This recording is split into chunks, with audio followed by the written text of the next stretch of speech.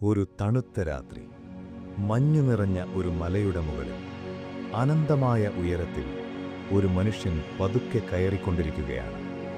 ചുറ്റും വെളുത്ത മഞ്ഞു മാത്രം. കാറ്റ് മുഖത്ത് കുത്തിയടിക്കുന്നു. ശ്വാസമെടുക്കാൻ പോലും ബുദ്ധിമുട്ടുള്ള ഒരു ഉയരം. ഓരോ അടിയും ഒരു പോരാട്ടം പോലെ തോന്നുന്നു. താഴേക്ക് നോക്കുമ്പോൾ ലോകം വളരെ ദൂരെയായി മറഞ്ഞുപോയി. മുകളിലേക്ക് നോക്കുമ്പോൾ ഇനിയുമെത്താത്ത ഒരു സമിറ്റ്. ഇന്നത്തെ കാലത്തെ പോലെ അഡ്വാൻസ് ടെക്നോളജിയുള്ള വെതർ ട്രാക്കിംഗ് സിസ്റ്റംസ് ഉണ്ടായിരുന്നില്ല. സ്റ്റോം എപ്പോൾ വരുമെന്ന് കൃത്യമായി അറിയാനുള്ള വഴിയുമില്ല. ഒരിക്കൽ അപകടത്തിൽപ്പെട്ടാൽ ഈ മഞ്ഞിൻ്റെ നടുവിൽ ആരും നിങ്ങളെ കണ്ടെത്താൻ കഴിയില്ലെന്ന ഭയപ്പെടുത്തുന്ന സത്യം മാത്രം മുന്നിൽ നിൽക്കുന്നു. ഈ തണുത്ത നിശബ്ദതയുടെ നടുവിൽ ജീവിക്കാൻ വേണ്ടി ഓരോ നിമിഷവും പോരാടുന്ന ഒരാൾ. അവൻ്റെ പേര് ബെക്ക് വെതേഴ്സ്. അവൻ ഇവിടെ എത്തിയത് ഒരു സ്വപ്നത്തിൻ്റെ പിന്നാലെ. പക്ഷേ ഇപ്പോൾ അവൻ്റെ മുന്നിലുള്ളത് ഒരേ ഒരു സത്യം: ഈ മല, അതും അവനും.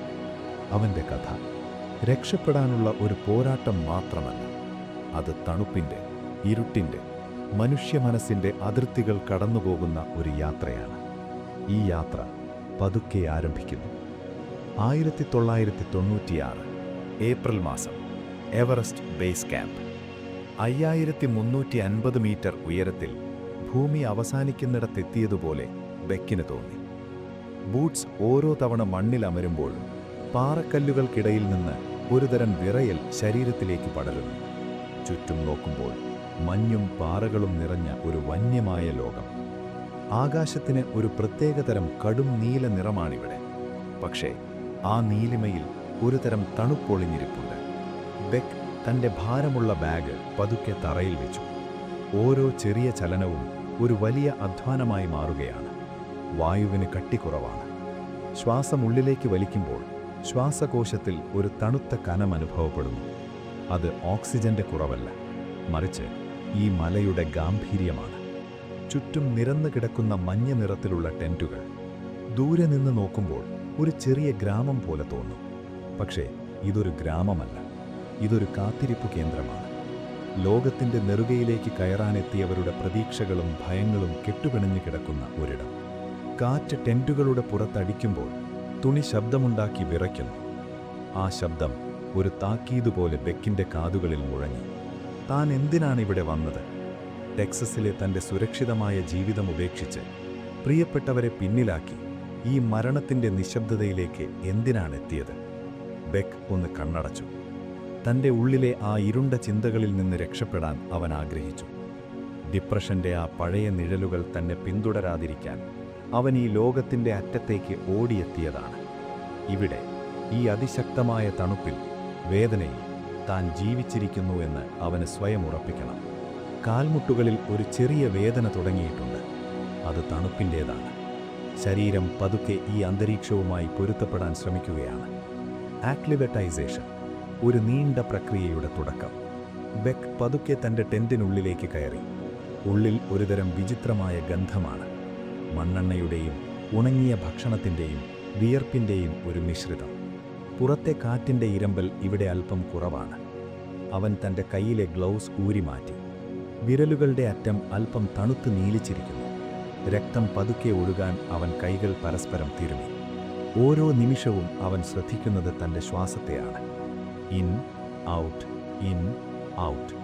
ഓരോ തവണ ശ്വാസമെടുക്കുമ്പോഴും ഒരു ചെറിയ വിസിലടി ശബ്ദം തൊണ്ടയിൽ നിന്ന് ഉയരുന്നുണ്ടോ? ഇല്ല, ഇതുവരെയില്ല. കുംബു കഫ് ഇതുവരെ അവനെ പിടികൂടിയിട്ടില്ല. ബേസ് ക്യാമ്പിന് മുകളിൽ ഉയർന്നു നിൽക്കുന്ന ആ ഭീമൻ മലയിലേക്ക് അവൻ നോക്കി. മുകളിലെ ആ വലിയ ഐസ് ഫോൾ, വെള്ളപ്പട്ടുപോലെ തോന്നിപ്പിക്കുന്ന ആ മഞ്ഞുപാളികൾ. ഓരോ നിമിഷവും അവ പതുക്കെ നീങ്ങിക്കൊണ്ടിരിക്കുകയാണ്. ഒരു വലിയ മൃഗത്തിൻ്റെ ശ്വാസോച്ഛ്വാസം പോലെ ആ മഞ്ഞുപാളികൾക്കിടയിൽ നിന്ന് ശബ്ദങ്ങൾ കേൾക്കാം. ക്രാക്ക്, പിന്നീട് നിശബ്ദത. ആ നിശബ്ദതയിൽ ഒരു ഭയമുണ്ട്. ഈ മല അതാരെയും സ്വാഗതം ചെയ്യുന്നില്ല. അത് നിസ്സംഗതയോടെ നമ്മെ നോക്കി നിൽക്കുകയാണ്. ദൂരെ ഷർപ്പകൾ പൂജ നടത്തുന്ന മണം വായുവിൽ ഒഴുകി നടക്കുന്നു. ആ മണം ഈ മലയെ ദൈവമായി കാണുന്നവരുടെ വിശ്വാസമാണ്. അവർ മന്ത്രങ്ങൾ ഉരുവിടുമ്പോൾ ചന്ദനത്തിരിയുടെ ആ ഗന്ധം പതുക്കെ കാറ്റിൽ അലിഞ്ഞു ചേരുന്നു. പക്ഷേ ബെക്കിന് അതൊരു മണം മാത്രമാണ്.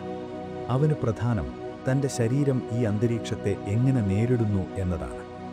രാത്രി പതുക്കെ ബേസ് ക്യാമ്പിനെ വിഴുങ്ങാൻ തുടങ്ങുന്നു. താപനില 0-ന് താഴേക്ക് വളരെ വേഗത്തിൽ പതിക്കുന്നു. ടെന്റിന് പുറത്തു വെച്ചിരിക്കുന്ന വെള്ളം പാത്രത്തിൽ തന്നെ ഐസായി മാറിക്കഴിഞ്ഞു.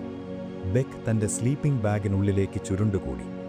പുറത്ത് കാറ്റ് കൂടുതൽ ശക്തിയാർജിച്ചിരിക്കുന്നു. അത് ടെന്റിന്റെ ഭിത്തികളിൽ ആഞ്ഞടിക്കുകയാണ്. ഉറക്കം വരുന്നില്ല. കണ്ണടയ്ക്കുമ്പോൾ മഞ്ഞിന്റെ ആ വെള്ള വെളിച്ചം മാത്രം മുന്നിൽ തെളിയുന്നു. താനിവിടെ ഒറ്റയ്ക്കല്ല. തൻ്റെ ടീമിലെ മറ്റുള്ളവരും അടുത്തടുത്ത ടെന്റുകളിലുണ്ട്. പക്ഷേ ഈ തണുപ്പിൽ എല്ലാവരും അവരവരുടെ ഉള്ളിലേക്ക് ഒതുങ്ങിയിരിക്കുകയാണ്. ഈ മലയിൽ എല്ലാവരും ആത്യന്തികമായി ഒറ്റയ്ക്കാണ്. തൻ്റെ ഹൃദയമിടിപ്പ് പതുക്കെ ബെക്കിന് കേൾക്കാൻ സാധിക്കുന്നു. അത് സാധാരണയേക്കാൾ വേഗത്തിലാണ് മിടിക്കുന്നത്. കുറഞ്ഞ ഓക്സിജൻ കാരണം ഹൃദയം കൂടുതൽ അധ്വാനിക്കുകയാണ്. ഓരോ മിടിപ്പും ഒരു ഓർമ്മപ്പെടുത്തലാണ്. നാളെ അല്ലെങ്കിൽ മറ്റന്നാൾ താൻ ആ മഞ്ഞുമലയിലേക്ക് കയറി തുടങ്ങും. തൻ്റെ ഓരോ ചുവടും മുകളിലേക്കായിരിക്കും. മരണത്തിനും ജീവിതത്തിനുമിടയിലുള്ള ആ നേർത്ത വരിയിലൂടെയുള്ള യാത്ര. അവൻ പതുക്കെ കൈകൾ തൻ്റെ മുഖത്ത് വെച്ചു. വിരലുകൾ ഇപ്പോഴും തണുത്തിരിക്കുന്നു. ഇരുട്ടിൽ കാറ്റിൻ്റെ ശബ്ദത്തിനിടയിൽ അവൻ ആലോചിച്ചു. ഈ തടവിറയിൽ നിന്ന്, ഈ മലയിൽ നിന്ന് താൻ തിരിച്ചു പോകുമോ? അതോ ഈ മഞ്ഞു തന്നെ എന്നേക്കുമായി വിഴുങ്ങുമോ? കാറ്റ് പുറത്തൊരു ഭീകരമായ ഇരമ്പലോടെ വീണ്ടും വീശിയടിച്ചു. ടെന്റിന്റെ മുകളിൽ മഞ്ഞുതുള്ളികൾ വീഴുന്ന ശബ്ദം അതൊരു താളമായി മാറി. ബെക്കിന്റെ കണ്ണുകൾ പതുക്കെ അടഞ്ഞു. പക്ഷേ ഉറക്കം ഗാഢമായിരുന്നില്ല. അതൊരു തരം മയക്കമായിരുന്നു. തണുപ്പിനോടുള്ള പോരാട്ടത്തിനിടയിലെ ഒരു ചെറിയ വിശ്രമം. മുകളിലെ ശൃംഗങ്ങൾ ഇപ്പോഴും ആകാശത്തെ മുട്ടി നിൽക്കുന്നു. അവിടെ നിലാവെളിച്ചത്തിൽ മഞ്ഞു വെട്ടിത്തിളങ്ങുന്നുണ്ടാകാം. അവിടെ ആരും ഇപ്പോഴില്ല. കാറ്റും മഞ്ഞും മാത്രം. മനുഷ്യവാസമില്ലാത്ത ആ തണുത്ത ശൂന്യതയിലേക്ക് താൻ നടന്നു കയറേണ്ടി വരും. ആ ചിന്തയോടെ ബേസ് ക്യാമ്പിലെ തൻ്റെ ആദ്യ രാത്രിയുടെ നിശബ്ദതയിലേക്ക് ബെക്ക് പതുക്കെ വീണു. കാറ്റടങ്ങുന്നില്ല. മഞ്ഞു വീണുകൊണ്ടേയിരിക്കുന്നു. ഒന്നും മാറുന്നില്ല. എല്ലാം തുടങ്ങുന്നതേയുള്ളൂ. പുലർച്ചെ 2 മണി. അന്ധകാരത്തിന് ഒരു കനം കൂടിയതുപോലെ. സ്ലീപ്പിംഗ് ബാഗിനുള്ളിൽ ചുരുണ്ടുകൂടി കിടക്കുന്ന ബെക്കിന് തൻ്റെ ശ്വാസത്തിൻ്റെ ശബ്ദം മാത്രം കേൾക്കാം. പുറത്ത് കാറ്റൽപ്പം ശാന്തമായിരിക്കുന്നു. പക്ഷേ ആ ശാന്തതയ്ക്ക് പിന്നിൽ ഒരുതരം ഭീകരത ഒളിഞ്ഞിരിപ്പുണ്ട്. ബെക്ക് പതുക്കെ കൈകൾ വെളിയിലേക്കെടുത്തു. വായുവിൽ വിരലുകൾ തൊട്ടപ്പോൾ തന്നെ ഒരു വൈദ്യുതാഘാതമേറ്റതുപോലെ തണുപ്പ് അസ്ഥികളിലേക്ക് തുളച്ചു കയറി. ഓരോ ചലനവും വളരെ സാവധാനത്തിലാണ്. ഭാരമുള്ള വസ്ത്രങ്ങൾ ഓരോന്നായി ധരിക്കണം. മരവിച്ച ബൂട്ടുകൾക്കുള്ളിലേക്ക് കാലുകൾ അമർത്തുമ്പോൾ അവ കല്ലുപോലെ തോന്നി. വിരലുകൾ പതുക്കെ ചലിപ്പിക്കാൻ അവൻ ശ്രമിച്ചു. രക്തം പതുക്കെ വിരൽത്തുമ്പുകളിലേക്ക് എത്തുന്നതിൻ്റെ ആ ചെറിയ തരിപ്പ് അവൻ അനുഭവിച്ചു. ബേസ് ക്യാമ്പിലെ ആ ചെറിയ ടെന്റിനുള്ളിൽ ഒരു ടോർച്ചിന്റെ മങ്ങിയ വെളിച്ചത്തിൽ ബെക്ക് തൻ്റെ പുതിയ ലോകത്തിനായി തയ്യാറെടുക്കുകയാണ്. ടെന്റിന് പുറത്തിറങ്ങിയപ്പോൾ ലോകം മുഴുവൻ വെള്ളി നിറത്തിൽ തിളങ്ങുകയായിരുന്നു. തലയിൽ ഉറപ്പിച്ചിരിക്കുന്ന ഹെഡ്ലാമ്പിന്റെ വെളിച്ചം മുന്നിലെ മഞ്ഞിൽ തട്ടി പ്രതിഫലിക്കുന്നു. ചുറ്റും മറ്റ് യാത്രികരും നിശബ്ദരായി നീങ്ങുന്നുണ്ട്. ആരും സംസാരിക്കുന്നില്ല. സംസാരം ഇവിടെ ഒരു ആഡംബരമാണ്. ഓക്സിജൻ പാഴാക്കിക്കളയാൻ ആരും തയ്യാറല്ല. ബെക്കിന്റെ ബൂട്ടിനടിയിലുള്ള ക്രാംപോണുകൾ മഞ്ഞിൽ അമരുമ്പോഴുണ്ടാകുന്ന ആ ക്രഞ്ച് ശബ്ദം രാത്രിയുടെ നിശബ്ദതയെ ഭേദിച്ചു. അവന്റെ മുന്നിലിപ്പോൾ നിൽക്കുന്നത് ഖുംബു ഐസ്ഫാളാണ്. ഒരു ഭീമൻ മഞ്ഞുമൃഗത്തെ പോലെ അത് കിടക്കുന്നു. ഉയരത്തിൽ നിന്ന് താഴേക്ക് ഒഴുകിവരുന്ന ആയിരക്കണക്കിന് ടൺ മഞ്ഞുപാളികൾ. ഏതു നിമിഷവും അവ തകർന്നു വീഴാം. ഓരോ ചുവടും വെക്കുമ്പോഴും ബെക്കിന്റെ ഹൃദയമിടിപ്പ് ചെവികളിൽ മുഴങ്ങുന്നു. വായുവിന് കട്ടി കുറവാണ്. ഓരോ തവണ ശ്വാസമെടുക്കുമ്പോഴും ശ്വാസകോശം കൂടുതൽ വികസിക്കാൻ ശ്രമിക്കുന്നു. വായുവിൽ ഒരു ലോഹത്തിന്റെ രുചി അനുഭവപ്പെട്ടു. തണുപ്പ് മൂക്കിനുള്ളിലെ കോശങ്ങളെ പൊള്ളിക്കുന്നതുപോലെ. അവൻ പതുക്കെ മുന്നോട്ട് നീങ്ങി. മുന്നിലൊരു വലിയ വിള്ളൽ, ഒരു ക്രവാസ്. അതിൻ്റെ ആഴം ഇരുട്ടിൽ മറഞ്ഞിരിക്കുന്നു. വെറുമൊരു അലുമിനിയം ഏണി മാത്രമാണ് അതിനു കുറുകെയുള്ള പാലം. ബെക്ക് ശ്വാസമടക്കി പിടിച്ചു. കൈകൾ വിറയ്ക്കുന്നുണ്ടായിരുന്നു. ഗ്ലൗസിനുള്ളിലെ വിരലുകൾ ആ തണുത്ത ലോഹത്തിൽ മുറുകെ പിടിച്ചു. താഴെ അനന്തമായ ഇരുട്ട്. മുകളിലെ മഞ്ഞുപാളികൾക്കിടയിലൂടെ കാറ്റ് മൂളിപ്പായുന്നു. അവൻ പതുക്കെ ഏണിയിലൂടെ ഓരോ ചുവടായി നീങ്ങി. ക്രാംപോണുകൾ ഏണിയിലെ കമ്പികളിൽ തട്ടുമ്പോഴുണ്ടാകുന്ന ആ ലോഹശബ്ദം അവനിൽ ഭയം നിറച്ചു. പക്ഷേ അവൻ ആ ഭയത്തെ തൻ്റെ ശ്വാസത്തിൽ അലിയിച്ചു കളയാൻ ശ്രമിച്ചു. സൂര്യൻ ഉദിച്ചു തുടങ്ങുകയായിരുന്നു. പക്ഷേ വെളിച്ചം വരുന്നത് താഴെ നിന്നല്ല, മറിച്ച് മുകളിൽ നിന്നാണെന്ന് തോന്നി. മലനിരകളുടെ കൊടുമുടികളിൽ ആദ്യം സൂര്യപ്രകാശം സ്വർണ്ണ നിറത്തിൽ പടർന്നു. അത് കണ്ടപ്പോൾ ഒരു നിമിഷം ബെക്ക് നിന്നുപോയി. ലോകം ഇത്രയും മനോഹരമാണെന്ന് അവൻ മുൻപ് ചിന്തിച്ചിരുന്നില്ല. പക്ഷേ ആ ഭംഗി അപകടകരമാണ്. ചൂട് കൂടുമ്പോൾ മഞ്ഞുപാളികൾ കൂടുതൽ ചലിക്കാൻ തുടങ്ങും. ഐസ് ഫാളിന് മുകളിലേക്കെത്തിയപ്പോൾ ശരീരം വല്ലാതെ തളർന്നു തുടങ്ങിയിരുന്നു. ഏകദേശം 6000 മീറ്റർ ഉയരത്തിലാണിപ്പോൾ. ഓരോ 10 അടി നടക്കുമ്പോഴും ബെക്കിന് നിൽക്കേണ്ടി വന്നു. നെഞ്ചിലൊരു ഭാരം കയറ്റിവെച്ചിരിക്കുന്നത് പോലെ. അവന്റെ തൊണ്ടയിൽ ഒരുതരം പുകച്ചിൽ അനുഭവപ്പെട്ടു. കഠിനമായ തണുത്ത വായു ഉള്ളിലേക്ക് വലിച്ചു കയറ്റിയപ്പോഴുണ്ടായ ആ ചെറിയ ചുമ, ഖുംബു കഫ്, പതുക്കെ അവനെ പിടികൂടുകയാണ്. വെസ്റ്റേൺ സിം, നിശബ്ദതയുടെ താഴ്വര. ഇവിടെ കാറ്റ് കുറവാണ്. പക്ഷേ സൂര്യന്റെ ചൂട് മഞ്ഞിൽ തട്ടി പ്രതിഫലിച്ച് ഒരു ചൂടയിൽ എന്നതുപോലെ അനുഭവപ്പെടുന്നു. വല്ലാത്തൊരു വൈരുദ്ധ്യം. ഒരു വശത്ത് മരവിക്കുന്ന തണുപ്പ്, മറുവശത്ത് വെന്തു പൊള്ളുന്ന വെയിൽ. ബെക്കിന്റെ കവിളുകളിൽ മഞ്ഞുപൊടികൾ ഒട്ടിപ്പിടിച്ചിരുന്നു. അവന്റെ കാഴ്ച പതുക്കെ മങ്ങുന്നുണ്ടോ എന്ന് അവൻ സംശയിച്ചു. ഇല്ല, അത് വെളിച്ചത്തിന്റെ പ്രതിഫലനം മാത്രമായിരിക്കും എന്നവൻ സ്വയം ആശ്വസിപ്പിച്ചു. തന്റെ കണ്ണുകൾക്കു ചുറ്റുമുള്ള ആ തണുത്ത വായുവിൽ എന്തോ ഒരു മാറ്റം അവൻ ശ്രദ്ധിച്ചു. ദൂരെയുള്ള മലനിരകൾ അല്പം മങ്ങിയതുപോലെ. അവൻ തന്റെ സൺഗ്ലാസ് ശരിയാക്കി വെച്ചു. വെളിച്ചം കണ്ണുകളിൽ അടിക്കുമ്പോൾ ഒരു നേർത്ത വേദന പടരുന്നുണ്ട്. പക്ഷെ അവനത് കാര്യമാക്കിയില്ല. തന്റെ ശരീരത്തിന്റെ ഓരോ ഭാഗവും പതുക്കെ പരാതി പറഞ്ഞു തുടങ്ങിയിരിക്കുന്നു. പേശികളിൽ കടുത്ത വേദന, സന്ധികളിൽ വിറയൽ. അവൻ നടന്നു. കാൽപാദങ്ങൾ മഞ്ഞിൽ താഴുന്നു. ഓരോ ചുവടുമെടുക്കുമ്പോഴും മനസ്സ് പറയുന്നു, ഒന്നുകൂടി, ഒരു ചുവട് കൂടി. ക്യാമ്പ് 2 അടുക്കുകയാണ്. ദൂരെ മഞ്ഞിൽ ചെറിയ കുത്തുകൾ പോലെ ടെന്റുകൾ കാണാം. പക്ഷേ ആ ദൂരം പോലും ഇപ്പോൾ കിലോമീറ്ററുകൾ പോലെയാണ് തോന്നുന്നത്. ബെക്കിന്റെ തലയ്ക്കുള്ളിൽ ഒരു മന്ദത പടർന്നു. ഓക്സിജന്റെ കുറവ് തലച്ചോറിനെ പതുക്കെ ബാധിച്ചു തുടങ്ങിയിരിക്കുന്നു. ചിന്തകൾ വ്യക്തമല്ല. വീട്ടിലെ കാര്യങ്ങൾ, തന്റെ കുട്ടികളുടെ മുഖം, അതെല്ലാം ഒരു മങ്ങിയ ചിത്രം പോലെ മനസ്സിലൂടെ കടന്നുപോയി. കാറ്റ് വീണ്ടും വീശാൻ തുടങ്ങിയിരിക്കുന്നു. ഇത്തവണ അതിനൊരു തരം ചൂളം വിളി ശബ്ദമായിരുന്നു. മലയിടുക്കുകളിൽ തട്ടി ആ ശബ്ദം പ്രതിധ്വനിച്ചു.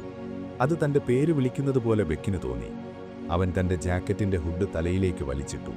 തന്റെ ഉള്ളിലെ തണുപ്പ് പുറത്തെ തണുപ്പിനേക്കാൾ അധികമാണെന്നവന് തോന്നി. ക്യാമ്പ് 2-ലെത്തിയപ്പോൾ അവൻ തളർന്ന് മണ്ണിലിരുന്നു പോയി. ശ്വാസമെടുക്കാൻ ബുദ്ധിമുട്ടാണ്. ഓരോ തവണ ശ്വാസമെടുക്കുമ്പോഴും നെഞ്ചിലൊരു വലിയ ശബ്ദം കേൾക്കാം. അവൻ തന്റെ കൈകൾ നോക്കി. ഗ്ലൗസ് മാറ്റാതെ തന്നെ അവൻ തന്റെ വിരലുകൾ ചലിപ്പിച്ചു. പ്രതികരണം പതുക്കെയാണ്. മലയുടെ ഈ ഉയരത്തിൽ ജീവൻ എന്നതൊരു നൂലിഴയിൽ തൂങ്ങി നിൽക്കുന്ന ഒന്നാണെന്നവൻ തിരിച്ചറിഞ്ഞു. ഇവിടെ കണ്ട മനോഹരമായ കാഴ്ചകളല്ല ഇവിടെയുള്ളത്. ഇവിടെ അതിജീവനത്തിന്റെ പരുക്കൻ യാഥാർത്ഥ്യം മാത്രമാണ്. വായുവിന് ഓക്സിജൻ നൽകാനാവില്ല. മഞ്ഞിന് ദാഹം തീർക്കാനാവില്ല. ഈ മലയ്ക്ക് ആരോടും കരുണയില്ല. ബെക്ക് പതുക്കെ തന്റെ കണ്ണുകൾ അടച്ചു. ഒരു നിമിഷം, വെറുമൊരു നിമിഷം വിശ്രമിക്കാൻ. പക്ഷെ ആ നിമിഷം എത്രത്തോളം അപകടകരമാണെന്നവൻ അറിയാമായിരുന്നു. ഈ ഉയരത്തിൽ ഉറങ്ങലെന്നാൽ മരണമെന്ന് ആരും പറഞ്ഞു തരേണ്ടതില്ല. കാറ്റ് ടെന്റുകൾക്ക് പുറത്ത് ആഞ്ഞടിക്കുമ്പോൾ തണുപ്പ് അവന്റെ ഉള്ളിലേക്ക് പതുക്കെ അരിച്ചു കയറുകയാണ്.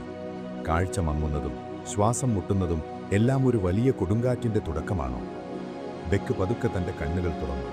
മുന്നിൽ അനന്തമായ വെള്ളിമഞ്ഞ്. മലയുടെ മുകളിലേക്ക് നോക്കുമ്പോൾ ലോഡ്സേ ഫേസ് ഒരു നീല മഞ്ഞു ഭിത്തി പോലെ ഉയർന്നു നിൽക്കുന്നു. തന്റെ അടുത്ത ലക്ഷ്യം. ശരീരം വിറയ്ക്കുന്നുണ്ടായിരുന്നു. പക്ഷെ മനസ്സിപ്പോഴും മുകളിലേക്കാണ് നോക്കുന്നത്. അവിടെ എവിടെയോ ആ ഉച്ചിയിൽ തന്റെ ലക്ഷ്യമുണ്ട്. പക്ഷെ തന്റെ കണ്ണുകൾ അവെന്താണ് ഇത്രയധികം മങ്ങുന്നത്? കാറ്റ് കൂടുതൽ ഉച്ചത്തിൽ നിലവിളിക്കാൻ തുടങ്ങി. ബെക്ക് തന്റെ കൺപോളകൾ തിരുമ്മി നോക്കി. ലോകത്തിന്റെ അതിർത്തികൾ പതുക്കെ അവ്യക്തമാകുന്നതുപോലെ. തണുപ്പിപ്പോൾ വെറുമൊരു ശാരീരിക അവസ്ഥയല്ല, അതൊരു വികാരമായി മാറുകയാണ്.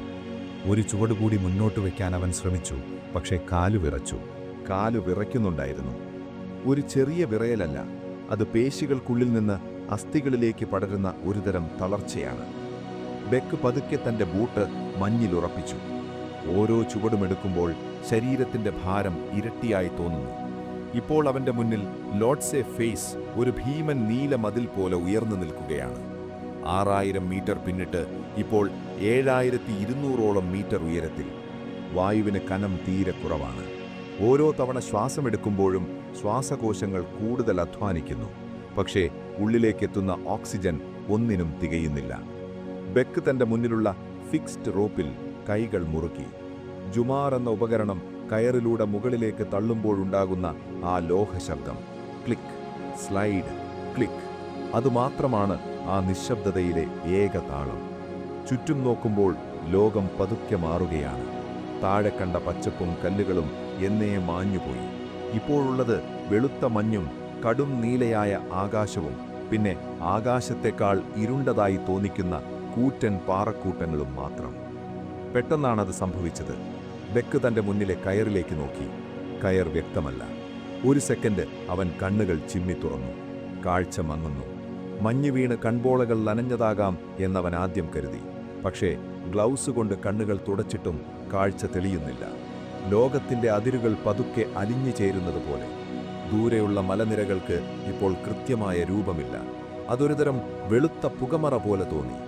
ബെക്കിന്റെ ഉള്ളിൽ ഒരു ഭയം അരിച്ചുകയറി. തന്റെ കണ്ണുകൾക്ക് എന്ത് സംഭവിക്കുന്നു? കുറച്ചു വർഷങ്ങൾക്ക് മുൻപ് കാഴ്ച ശരിയാക്കാൻ താൻ ചെയ്ത സർജറി, റേഡിയൽ കെറാറ്റോട്ടമി. ഈ ഉയരത്തിൽ വായുവിന്റെ മർദ്ദം കുറയുമ്പോൾ കണ്ണിന്റെ കോർണിയയുടെ ആകൃതി മാറുമെന്ന് അവൻ അറിഞ്ഞിരുന്നില്ല. ഓരോ മീറ്റർ മുകളിലേക്ക് കയറുമ്പോഴും അവന്റെ കാഴ്ച പതുക്കെ നഷ്ടപ്പെടുകയാണ്. അവൻ ശ്വാസം ആഞ്ഞു വലിച്ചു. ഹൃദയം വാരിയെല്ലുകളിൽ ആഞ്ഞടിക്കുന്നു. സാരമില്ല, വെളിച്ചം കൂടുതലായതുകൊണ്ടായിരിക്കും, അവൻ സ്വയം പറഞ്ഞു. പക്ഷേ ആ സത്യത്തെ അവന് അധിക നേരം ഒളിപ്പിക്കാൻ കഴിഞ്ഞില്ല. മഞ്ഞിപ്പോൾ അവന് ഒരു വെളുത്ത ശൂന്യതയാണ്. തന്റെ തൊട്ടുമുന്നിലുള്ള ചുവടുകൾ പോലും അവ്യക്തമായി തുടങ്ങിയിരിക്കുന്നു. കാറ്റ് വീണ്ടും വീശാൻ തുടങ്ങി. ഇത്തവണ അതല്പം കൂടി തണുത്തതാണ്. ജാക്കറ്റിന്റെ വിടവിലൂടെ ആ തണുപ്പ് ശരീരത്തിലേക്ക് തുളച്ചു കയറുന്നു. ലോഡ്സെ ഫേസിലെ ആ കുത്തനെയുള്ള കയറ്റം ഒരിക്കലും അവസാനിക്കാത്തതുപോലെ തോന്നി. 45 ഡിഗ്രി ചരിവുള്ള ആ ഐസ് മതിൽ. അവിടെ ഓരോ ചുവടും ഒരു വലിയ യുദ്ധമാണ്. കാലുകൾക്ക് കീഴിലെ മഞ്ഞ് അടർന്നു പോകുന്നുണ്ടോ എന്നവൻ ഭയപ്പെട്ടു. ക്രാംബോണുകൾ ഐസിൽ അമരുമ്പോഴുണ്ടാകുന്ന ആ വിറയൽ അവന്റെ മുട്ടുകളിലൂടെ മുകളിലേക്ക് പടർന്നു. 7000 മീറ്റർ. ഒരു മനുഷ്യ ശരീരത്തിന് ഇവിടെ നിലനിൽക്കാൻ കഴിയില്ല. ശരീരം പതുക്കെ നശിച്ചുകൊണ്ടിരിക്കുകയാണ്. ഓക്സിജന്റെ അഭാവം ഓരോ കോശത്തെയും കൊല്ലുന്നു. ബെക്കിന് വല്ലാത്ത ദാഹം തോന്നി. പക്ഷേ വെള്ളം ബാഗിനുള്ളിൽ കല്ലുപോലെ ഐസായി കഴിഞ്ഞു. ദാഹം മാറ്റാൻ മഞ്ഞ് വായിലേക്കിടുന്നത് കൂടുതൽ അപകടമാണെന്ന് അവനറിയാം. അത് ശരീരത്തിന്റെ താപനില വീണ്ടും കുറയ്ക്കും. കാഴ്ചയുടെ മങ്ങൽ ഇപ്പോൾ ഭയാനകമായി മാറിയിരിക്കുന്നു. തന്റെ മുന്നിൽ കയറുന്ന ആളിന്റെ ബൂട്ട്സ് മാത്രമാണ് ബെക്കിന് കാണാൻ കഴിയുന്നത്. അതൊരു മങ്ങിയ ചുവന്ന കുത്തായി മാറി. ആ കുത്തിനെ പിന്തുടരുക, അതല്ലാതെ മറ്റൊരു വഴിയുമില്ല.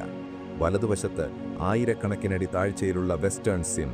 അങ്ങോട്ടേക്ക് നോക്കാൻ ബെക്കിന് പേടി തോന്നി. കാഴ്ച മങ്ങിയതിനാൽ ആ താഴ്ച ഒരു ഗർത്തം പോലെയല്ല, മറിച്ച് വെറുമൊരു ഇരുണ്ട ശൂന്യതയായാണ് അവൻ അനുഭവപ്പെട്ടത്. മുകളിലേക്കെത്തുന്തോറും ശ്വാസം മുട്ടൽ കൂടുകയാണ്. ഓരോ ചുവടിന് ശേഷവും 5 or 6 തവണ ബെക്കിന് ശ്വാസമെടുക്കേണ്ടി വന്നു. നെഞ്ചിൽ ഒരു ഭാരമുള്ള ഇരുമ്പ് ദണ്ടു വെച്ചിരിക്കുന്നത് പോലെ. അവന്റെ വിരലുകളുടെ അറ്റത്ത് ഒരു തരിപ്പ് പടരുന്നു. തണുപ്പ് രക്തയോട്ടത്തെ പതുക്കെ തടയുന്നു. അവൻ ഗ്ലൗസിനുള്ളിൽ വിരലുകൾ ചലിപ്പിക്കാൻ ശ്രമിച്ചു. പക്ഷേ പ്രതികരണം വളരെ മന്ദഗതിയിലാണ്. ക്യാമ്പ് 3 എത്താവാറി. ഐസ് ഭിത്തിയിൽ തുളച്ചുണ്ടാക്കിയ ചെറിയ തട്ടുകളിൽ പച്ചയും മഞ്ഞയും നിറമുള്ള ടെന്റുകൾ. ആ കാഴ്ച കാണാൻ ബെക്ക് വല്ലാതെ ആഗ്രഹിച്ചു. പക്ഷേ കാഴ്ചയുടെ വെളിച്ചം പതുക്കെ അണഞ്ഞുകൊണ്ടിരുന്നു. എല്ലാം ഒരു മങ്ങിയ മൂടൽ മഞ്ഞിലെന്ന പോലെ അവ്യക്തമായി. അവസാനം ക്യാമ്പ് 3ലെ ആ ചരിഞ്ഞ പ്രതലത്തിൽ ബെക്കെത്തി. അവനവിടെ മണ്ണിൽ ഇരുന്നുപോയി. കൈകൾ വിറയ്ക്കുന്നുണ്ടായിരുന്നു. ചുറ്റുമുള്ളവരുടെ ശബ്ദം കേൾക്കാം, പക്ഷേ ആരും സംസാരിക്കുന്നത് വ്യക്തമല്ല. കാറ്റിന്റെ ഇറമ്പൽ എല്ലാ ശബ്ദങ്ങളെയും വിഴുങ്ങുന്നു. തന്റെ കണ്ണുകളിപ്പോൾ ഉപയോഗശൂന്യമായി കൊണ്ടിരിക്കുന്നു എന്ന സത്യം ബെക്ക് പതുക്കെ ഉൾക്കൊള്ളാൻ തുടങ്ങി. ടെന്റിനുള്ളിലേക്ക് ഇഴഞ്ഞു കയറിയപ്പോൾ അവൻ തളർച്ചയുടെ അറ്റത്തെത്തിയിരുന്നു. തണുപ്പ് അവിടെയും അവനെ പിന്തുടരുന്നുണ്ട്. ബാഗിൽ നിന്ന് ടോർച്ച് എടുക്കാൻ ശ്രമിച്ചപ്പോൾ കൈകൾ തടഞ്ഞു. വിരലുകൾക്ക് സ്പർശശേഷി കുറഞ്ഞതുപോലെ. കൺപോളകൾക്ക് ഭാരം കൂടി വരുന്നു. ഉറങ്ങാൻ പാടില്ല, പക്ഷെ ശരീരം പറയുന്നത് മറ്റൊന്നാണ്. രാത്രി പതുക്കെ ആ താഴ്വരയെ പൊതിഞ്ഞു. വെളിയിൽ കാറ്റ് കൂടുതൽ ശക്തമായി. മഞ്ഞുകട്ടകൾ ടെന്റിന് മുകളിൽ അടിക്കുമ്പോൾ അതൊരു വെടിയൊച്ച പോലെ തോന്നി. ബെക്ക് ഇരുട്ടിൽ കിടന്നു. അവന്റെ കണ്ണുകൾ തുറന്നിരിപ്പുണ്ട്, പക്ഷെ അവനൊന്നും കാണാൻ കഴിയുന്നില്ല. തന്റെ മുന്നിലെ ഇരുട്ട് മലയുടെ ഇരുട്ടിനേക്കാൾ കടുപ്പമേറിയതാണ് എന്നവൻ തിരിച്ചറിഞ്ഞു. നാളെ സൗത്ത് കോളിലേക്ക് പോകേണ്ട ദിവസമാണ്. 8000 മീറ്റർ ഉയരത്തിലേക്ക്, മരണത്തിന്റെ മേഖലയിലേക്ക്. അവിടെ ഓക്സിജൻ ഇല്ലാതെ ജീവിക്കാൻ കഴിയില്ല. അവിടെ കാഴ്ചയില്ലാതെ എങ്ങനെ കയറും? ബെക്കിന്റെ മനസ്സ് അസ്വസ്ഥമായി. തന്റെ സ്വപ്നം തൊട്ടടുത്തെത്തിയിരിക്കുന്നു, പക്ഷേ തന്റെ ശരീരം ചതിക്കുകയാണ്. കാറ്റ് പുറത്ത് നിർത്താതെ വീശിക്കൊണ്ടിരുന്നു. മഞ്ഞുപാളികൾ മലയുടെ മുകളിൽ നിന്ന് അടർന്നു വീഴുന്ന ശബ്ദം ദൂരെ കേൾക്കാം. അതൊരു വലിയ ഉരുൾപൊടലിന്റെ മുന്നോടിയാണോ, അതോ വെറുമൊരു മിഥ്യയോ? അവൻ പതുക്കെ തന്റെ വിരലുകൾ മുഖത്ത് വെച്ചു. കാഴ്ചയില്ലാത്ത ആ ലോകത്ത് സ്പർശനം മാത്രമാണവൻ ഏകക്കൂട്ട്. തണുപ്പ് വീണ്ടും കൂടുകയാണ്. ശ്വാസമെടുക്കാൻ ഓരോ നിമിഷവും അവൻ കൂടുതൽ പൊരുതി. ക്യാമ്പ് 3ലെ ആ ചരിവിൽ മഞ്ഞിലുറപ്പിച്ച ടെന്റിനുള്ളിൽ ബെക്ക്, വെതേഴ്സ്, ആ നിശബ്ദതയെ ഭയത്തോടെ നോക്കി, കാഴ്ചയില്ലാത്ത കണ്ണുകളോടെ. തണുപ്പസ്ഥികളിലേക്ക് ആഴത്തിലിറങ്ങുന്നു. കാറ്റിൻ്റെ ശബ്ദം ഒരു താക്കീതുപോലെ മാറുകയാണ്. നാളെ എന്ത് സംഭവിക്കും?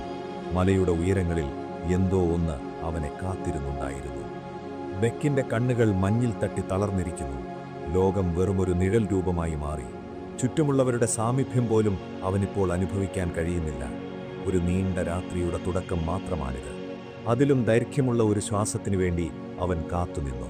ക്യാമ്പ് 3-ലെ ആ ചെരിഞ്ഞ മഞ്ഞുപാളികൾക്കിടയിൽ നിന്ന് പതുക്കെ എഴുന്നേൽക്കുമ്പോൾ ലോകം ബെക്കിനു മുന്നിൽ ഒരു നിഴൽ ചിത്രം പോലെ മാത്രമായിരുന്നു. കാഴ്ചയുടെ വെളിച്ചം ഏതാണ്ട് പൂർണ്ണമായും അണഞ്ഞുപോയിരിക്കുന്നു. ഇപ്പോൾ അവൻ്റെ മുന്നിലുള്ളത് വെറും ഒരു വെളുത്ത പുകമറയാണ്. 8000 മീറ്റർ ഉയരത്തിലേക്ക് സൗത്ത് ഗോൾ ലക്ഷ്യമാക്കി നീങ്ങുന്ന ആ യാത്രയുടെ തുടക്കം മരണത്തിൻ്റെ ആഴങ്ങളിലേക്കുള്ള ആദ്യ ചുവടുവെപ്പായിരുന്നു. അവൻ തൻ്റെ കൈകൾ പതുക്കെ നീട്ടി മുന്നിലെ ഫിക്സഡ് ഡ്രോപ്പിൽ പിടിച്ചു. വിരലുകൾക്ക് മരവിപ്പ് ബാധിച്ചിരിക്കുന്നു. ഗ്ലൗസിനുള്ളിലെ ചൂട് പോലും അവനെ വിട്ടുപോയിരിക്കുന്നു. ഓരോ തവണ ശ്വാസമെടുക്കുമ്പോഴും ഓക്സിജൻ മാസ്കിനുള്ളിൽ ഒരുതരം വിസിലടി ശബ്ദം കേൾക്കാം. His his. ആ ശബ്ദം മാത്രമാണ് താൻ ജീവിച്ചിരിക്കുന്നു എന്നതിൻ്റെ ഏക അടയാളം. വായുവിന് കനം തീരെയില്ല. ഓരോ തവണ ശ്വാസം ഉള്ളിലേക്ക് വലിക്കുമ്പോഴും ശ്വാസകോശങ്ങൾ നീറുന്നതുപോലെ അവന് തോന്നി. മഞ്ഞപ്പാറകൾ കടന്ന് മുകളിലേക്ക് കയറണം. കാഴ്ചയില്ലാത്ത ഒരാൾക്ക് ഇത് അസാധ്യമായ ഒരു കാര്യമാണ്. പക്ഷേ ബെക്ക് പിന്മാറാൻ തയ്യാറായിരുന്നില്ല. അവൻ തൻ്റെ മുന്നിൽ കയറുന്ന ഷെർപ്പയുടെ ബൂട്ട്സ് കാണാൻ ശ്രമിച്ചു.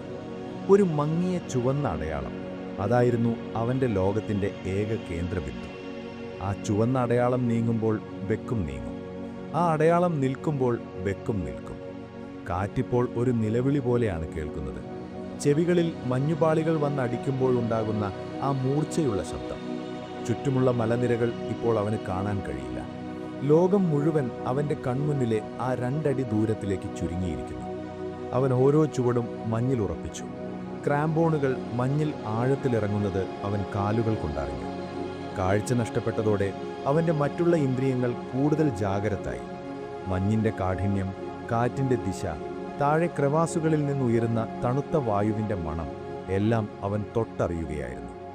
8000 മീറ്റർ. ഒരു മനുഷ്യ ശരീരത്തിന് സഹിക്കാൻ കഴിയുന്നതിനും അപ്പുറമുള്ള മർദ്ദം. ഇവിടെ വായുവിൽ ഓക്സിജൻ കുറവാണ്. ശരീരം പതുക്കെ സ്വയം നശിച്ചു തുടങ്ങുന്ന സമയം. ബെക്കിൻ്റെ തലയ്ക്കുള്ളിൽ ഒരു ഭാരമുള്ള മരവിപ്പ് പടർന്നു. ഓരോ ചന്തകളും പതുക്കെയാണ് നീങ്ങുന്നത്. മനസ്സ് പറയുന്നുണ്ട്, തിരിച്ചു പോകൂ, തിരിച്ചു പോകൂ. പക്ഷെ അവൻ്റെ കാലുകൾ മുന്നോട്ട് തന്നെ നീങ്ങി. സൗത്ത് ഗോളിൽ എത്തിയപ്പോൾ കാറ്റിൻ്റെ സ്വഭാവം മാറി.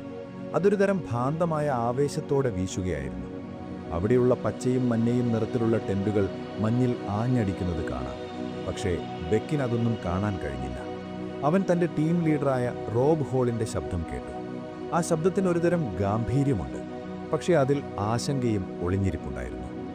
റോബ് ഹോൾ ബെക്കിനെ പരിശോധിച്ചു. അവൻ്റെ കാഴ്ചയുടെ അവസ്ഥ റോബിന് മനസ്സിലായി. ബെക്ക്, നീ ഇവിടെ നിൽക്കണം. കാഴ്ചയില്ലാതെ നിനക്ക് മുകളിലേക്ക് പോകാൻ കഴിയില്ല. ഞാൻ സമ്മിറ്റിലേക്ക് പോയി വരാം. നീ ഇവിടെ വെയിറ്റ് ചെയ്യണം. 12 മണിക്ക് ഞങ്ങൾ തിരിച്ചു വരുമ്പോൾ നിന്നെ കൂട്ടാം. ബെക്ക് ആ ടെൻറ്റിന് പുറത്ത് നിശബ്ദനായിരുന്നു. തൻ്റെ സ്വപ്നത്തിന് വെറും 2000 അടി താഴെ മാത്രം അവൻ തടയപ്പെട്ടിരിക്കുന്നു. ചുറ്റും മറ്റ് യാത്രികൾ സമ്മിറ്റ് പുഷിനായി തയ്യാറെടുക്കുന്നു. ഓക്സിജൻ സിലിണ്ടറുകൾ നിറയ്ക്കുന്ന ശബ്ദം, ഐസാക്സുകൾ പരിശോധിക്കുന്ന ശബ്ദം, എല്ലാം ഒരു ഉത്സവത്തിന് തയ്യാറെടുക്കുന്നത് പോലെ തോന്നിയെങ്കിലും ആ ഉത്സവത്തിന് മരണത്തിൻ്റെ മണമായിരുന്നു. രാത്രി 12 മണി. കൊടുമുടിയുടെ നെറുകയിലേക്ക് കയറാൻ സമയമായി. മറ്റു പർവ്വതാരോഹകർ ഓരോരുത്തരായി ഇരുട്ടിലേക്ക് മറഞ്ഞു. അവരുടെ ഹെഡ്ലാമ്പുകളുടെ വെളിച്ചം മഞ്ഞിൽ തട്ടി പ്രതിഫലിക്കുന്നത് ബെക്കിന് കാണാൻ കഴിഞ്ഞില്ല. അവൻ ആ തണുത്ത മണ്ണിൽ ഒറ്റയ്ക്കായി. ചുറ്റും അനന്തമായ ശൂന്യത. കാറ്റ് വീണ്ടും വീണ്ടും അവനെ തള്ളിക്കൊണ്ടിരുന്നു. സ്ലീപ്പിംഗ് ബാഗിനുള്ളിലേക്ക് കയറാൻ പോലും അവന് ശക്തിയില്ലായിരുന്നു. അവൻ ആ മഞ്ഞിൽ തന്നെയിരുന്നു. 8000 മീറ്റർ ഉയരത്തിലെ രാത്രി. നക്ഷത്രങ്ങൾ തൊട്ടടുത്തെത്തിയിട്ടുണ്ടാകാം. പക്ഷേ ബെക്കിന് ഇരുട്ടു മാത്രമാണ് സ്വന്തം. അവൻ്റെ ഓർമ്മകളിൽ തൻ്റെ കുടുംബം കടന്നു വന്നു. ലൂബിയും കുട്ടികളും, അവരുടെ ചിരികൾ, ഊഷ്മളമായ തൻ്റെ നീട്. ഇവിടെ ആ ഓർമ്മകൾക്ക് ഒരുതരം വേദനയായിരുന്നു. അവൻ തൻ്റെ മരവിച്ച കൈകൾ കൊണ്ട് മുഖം തുടച്ചു. കണ്ണുനീർ പോലും കവിളിൽ വെച്ച് ഐസായി മാറുകയാണ്. സമയം എത്രയാണെന്ന് അവൻ അറിയില്ല. 12 കഴിഞ്ഞു. 1, 2, 3. സമയം മരവിച്ചു കിടക്കുന്നത് പോലെ തോന്നി. മുകളിലേക്ക് പോയവരുടെ ഹൃദയമിടിപ്പ് ഈ കാട്ടിൽ കേൾക്കാമോ എന്നവൻ ശ്രദ്ധിച്ചു. അവിടെ മുകളിൽ ഹിമാലയം അതിൻ്റെ ഏറ്റവും രൗദ്രഭാവം ഒളിപ്പിച്ചു വച്ചിരിക്കുകയാണ്. ഓക്സിജൻ സിലിണ്ടറിൽ നിന്ന് വായു പതുക്കെ കുറയുന്നത് ബെക്ക് അറിഞ്ഞു. അവൻ ശ്വാസം വലിക്കാൻ ബുദ്ധിമുട്ടുകയായിരുന്നു. ഓരോ നിമിഷവും ഒരു യുഗമായി തോന്നി. കാഴ്ചയില്ലാത്ത ഈ ലോകത്ത് ശബ്ദങ്ങൾ മാത്രമാണ് യാഥാർത്ഥ്യം. ദൂരെ മഞ്ഞുപാളികൾ അടർന്നു വീഴുന്ന ശബ്ദം, കാറ്റിൻ്റെ നീണ്ട ഇറമ്പൽ, തൻ്റെ സ്വന്തം ഹൃദയമിടിപ്പിൻ്റെ താളം. പെട്ടെന്ന് അവന് ചുറ്റുമുള്ള വായുവിൽ ഒരു മാറ്റം അനുഭവപ്പെട്ടു. കാറ്റിൻ്റെ ശബ്ദം കൂടുതൽ രൂക്ഷമായി. അതൊരു മുരടങ്ങുന്നത് പോലെ തോന്നി. അന്തരീക്ഷത്തിലെ മർദ്ദം താഴുന്നത് ബെക്ക് തൻ്റെ ശരീരത്തിലൂടെ തൊട്ടറിഞ്ഞു. വലിയൊരു കൊടുങ്കാറ്റ് വരുന്നുണ്ടോ? തൻ്റെ ടീമംഗങ്ങൾ എവിടെയായിരിക്കും? അവർ സമ്മിറ്റിൽ എത്തിയിട്ടുണ്ടാകുമോ? ബെക്ക് തൻ്റെ ടെൻറ്റിനരികിൽ തന്നെ കാത്തിരുന്നു. റോബ് ഹോളിന് കൊടുത്ത വാക്ക് പാലിക്കണം. ഞാനിവിടെ കാണും, അവൻ മനസ്സിൽ മന്ത്രിച്ചു. പക്ഷെ തണുപ്പിപ്പോൾ അവൻ്റെ നിയന്ത്രണത്തിനപ്പുറമായിരിക്കുന്നു. വിരലുകൾക്കൊരു വിചിത്രമായ ഭാരമില്ലായ്മ അനുഭവപ്പെട്ടു. സ്പർശനശേഷി പൂർണ്ണമായും നഷ്ടപ്പെട്ടിരിക്കുന്നു. അത് ഫ്രോസ്റ്റ് ബൈറ്റിൻ്റെ ലക്ഷണമാണെന്ന് അവൻ അറിഞ്ഞിരുന്നു. പക്ഷേ ഒന്നും ചെയ്യാൻ അവന് കഴിഞ്ഞില്ല. കാറ്റ് വീണ്ടും ശക്തി ആർജിച്ചു. മഞ്ഞുപൊടികൾ ടെൻറ്റിനുള്ളിലേക്ക് അടിച്ചു കയറുകയാണ്. ബെക്ക് തൻ്റെ മുഖം മുട്ടുകൾക്കിടയിൽ ഒളിപ്പിച്ചു. ഈ മഞ്ഞിൽ, ഈ ഇരുട്ടിൽ താൻ വെറുമൊരു നിസ്സാരനായ മനുഷ്യൻ മാത്രമാണെന്നവൻ തിരിച്ചറിഞ്ഞു. പ്രകൃതി അതിൻ്റെ ശക്തി കാണിക്കാൻ തുടങ്ങിയിരിക്കുന്നു.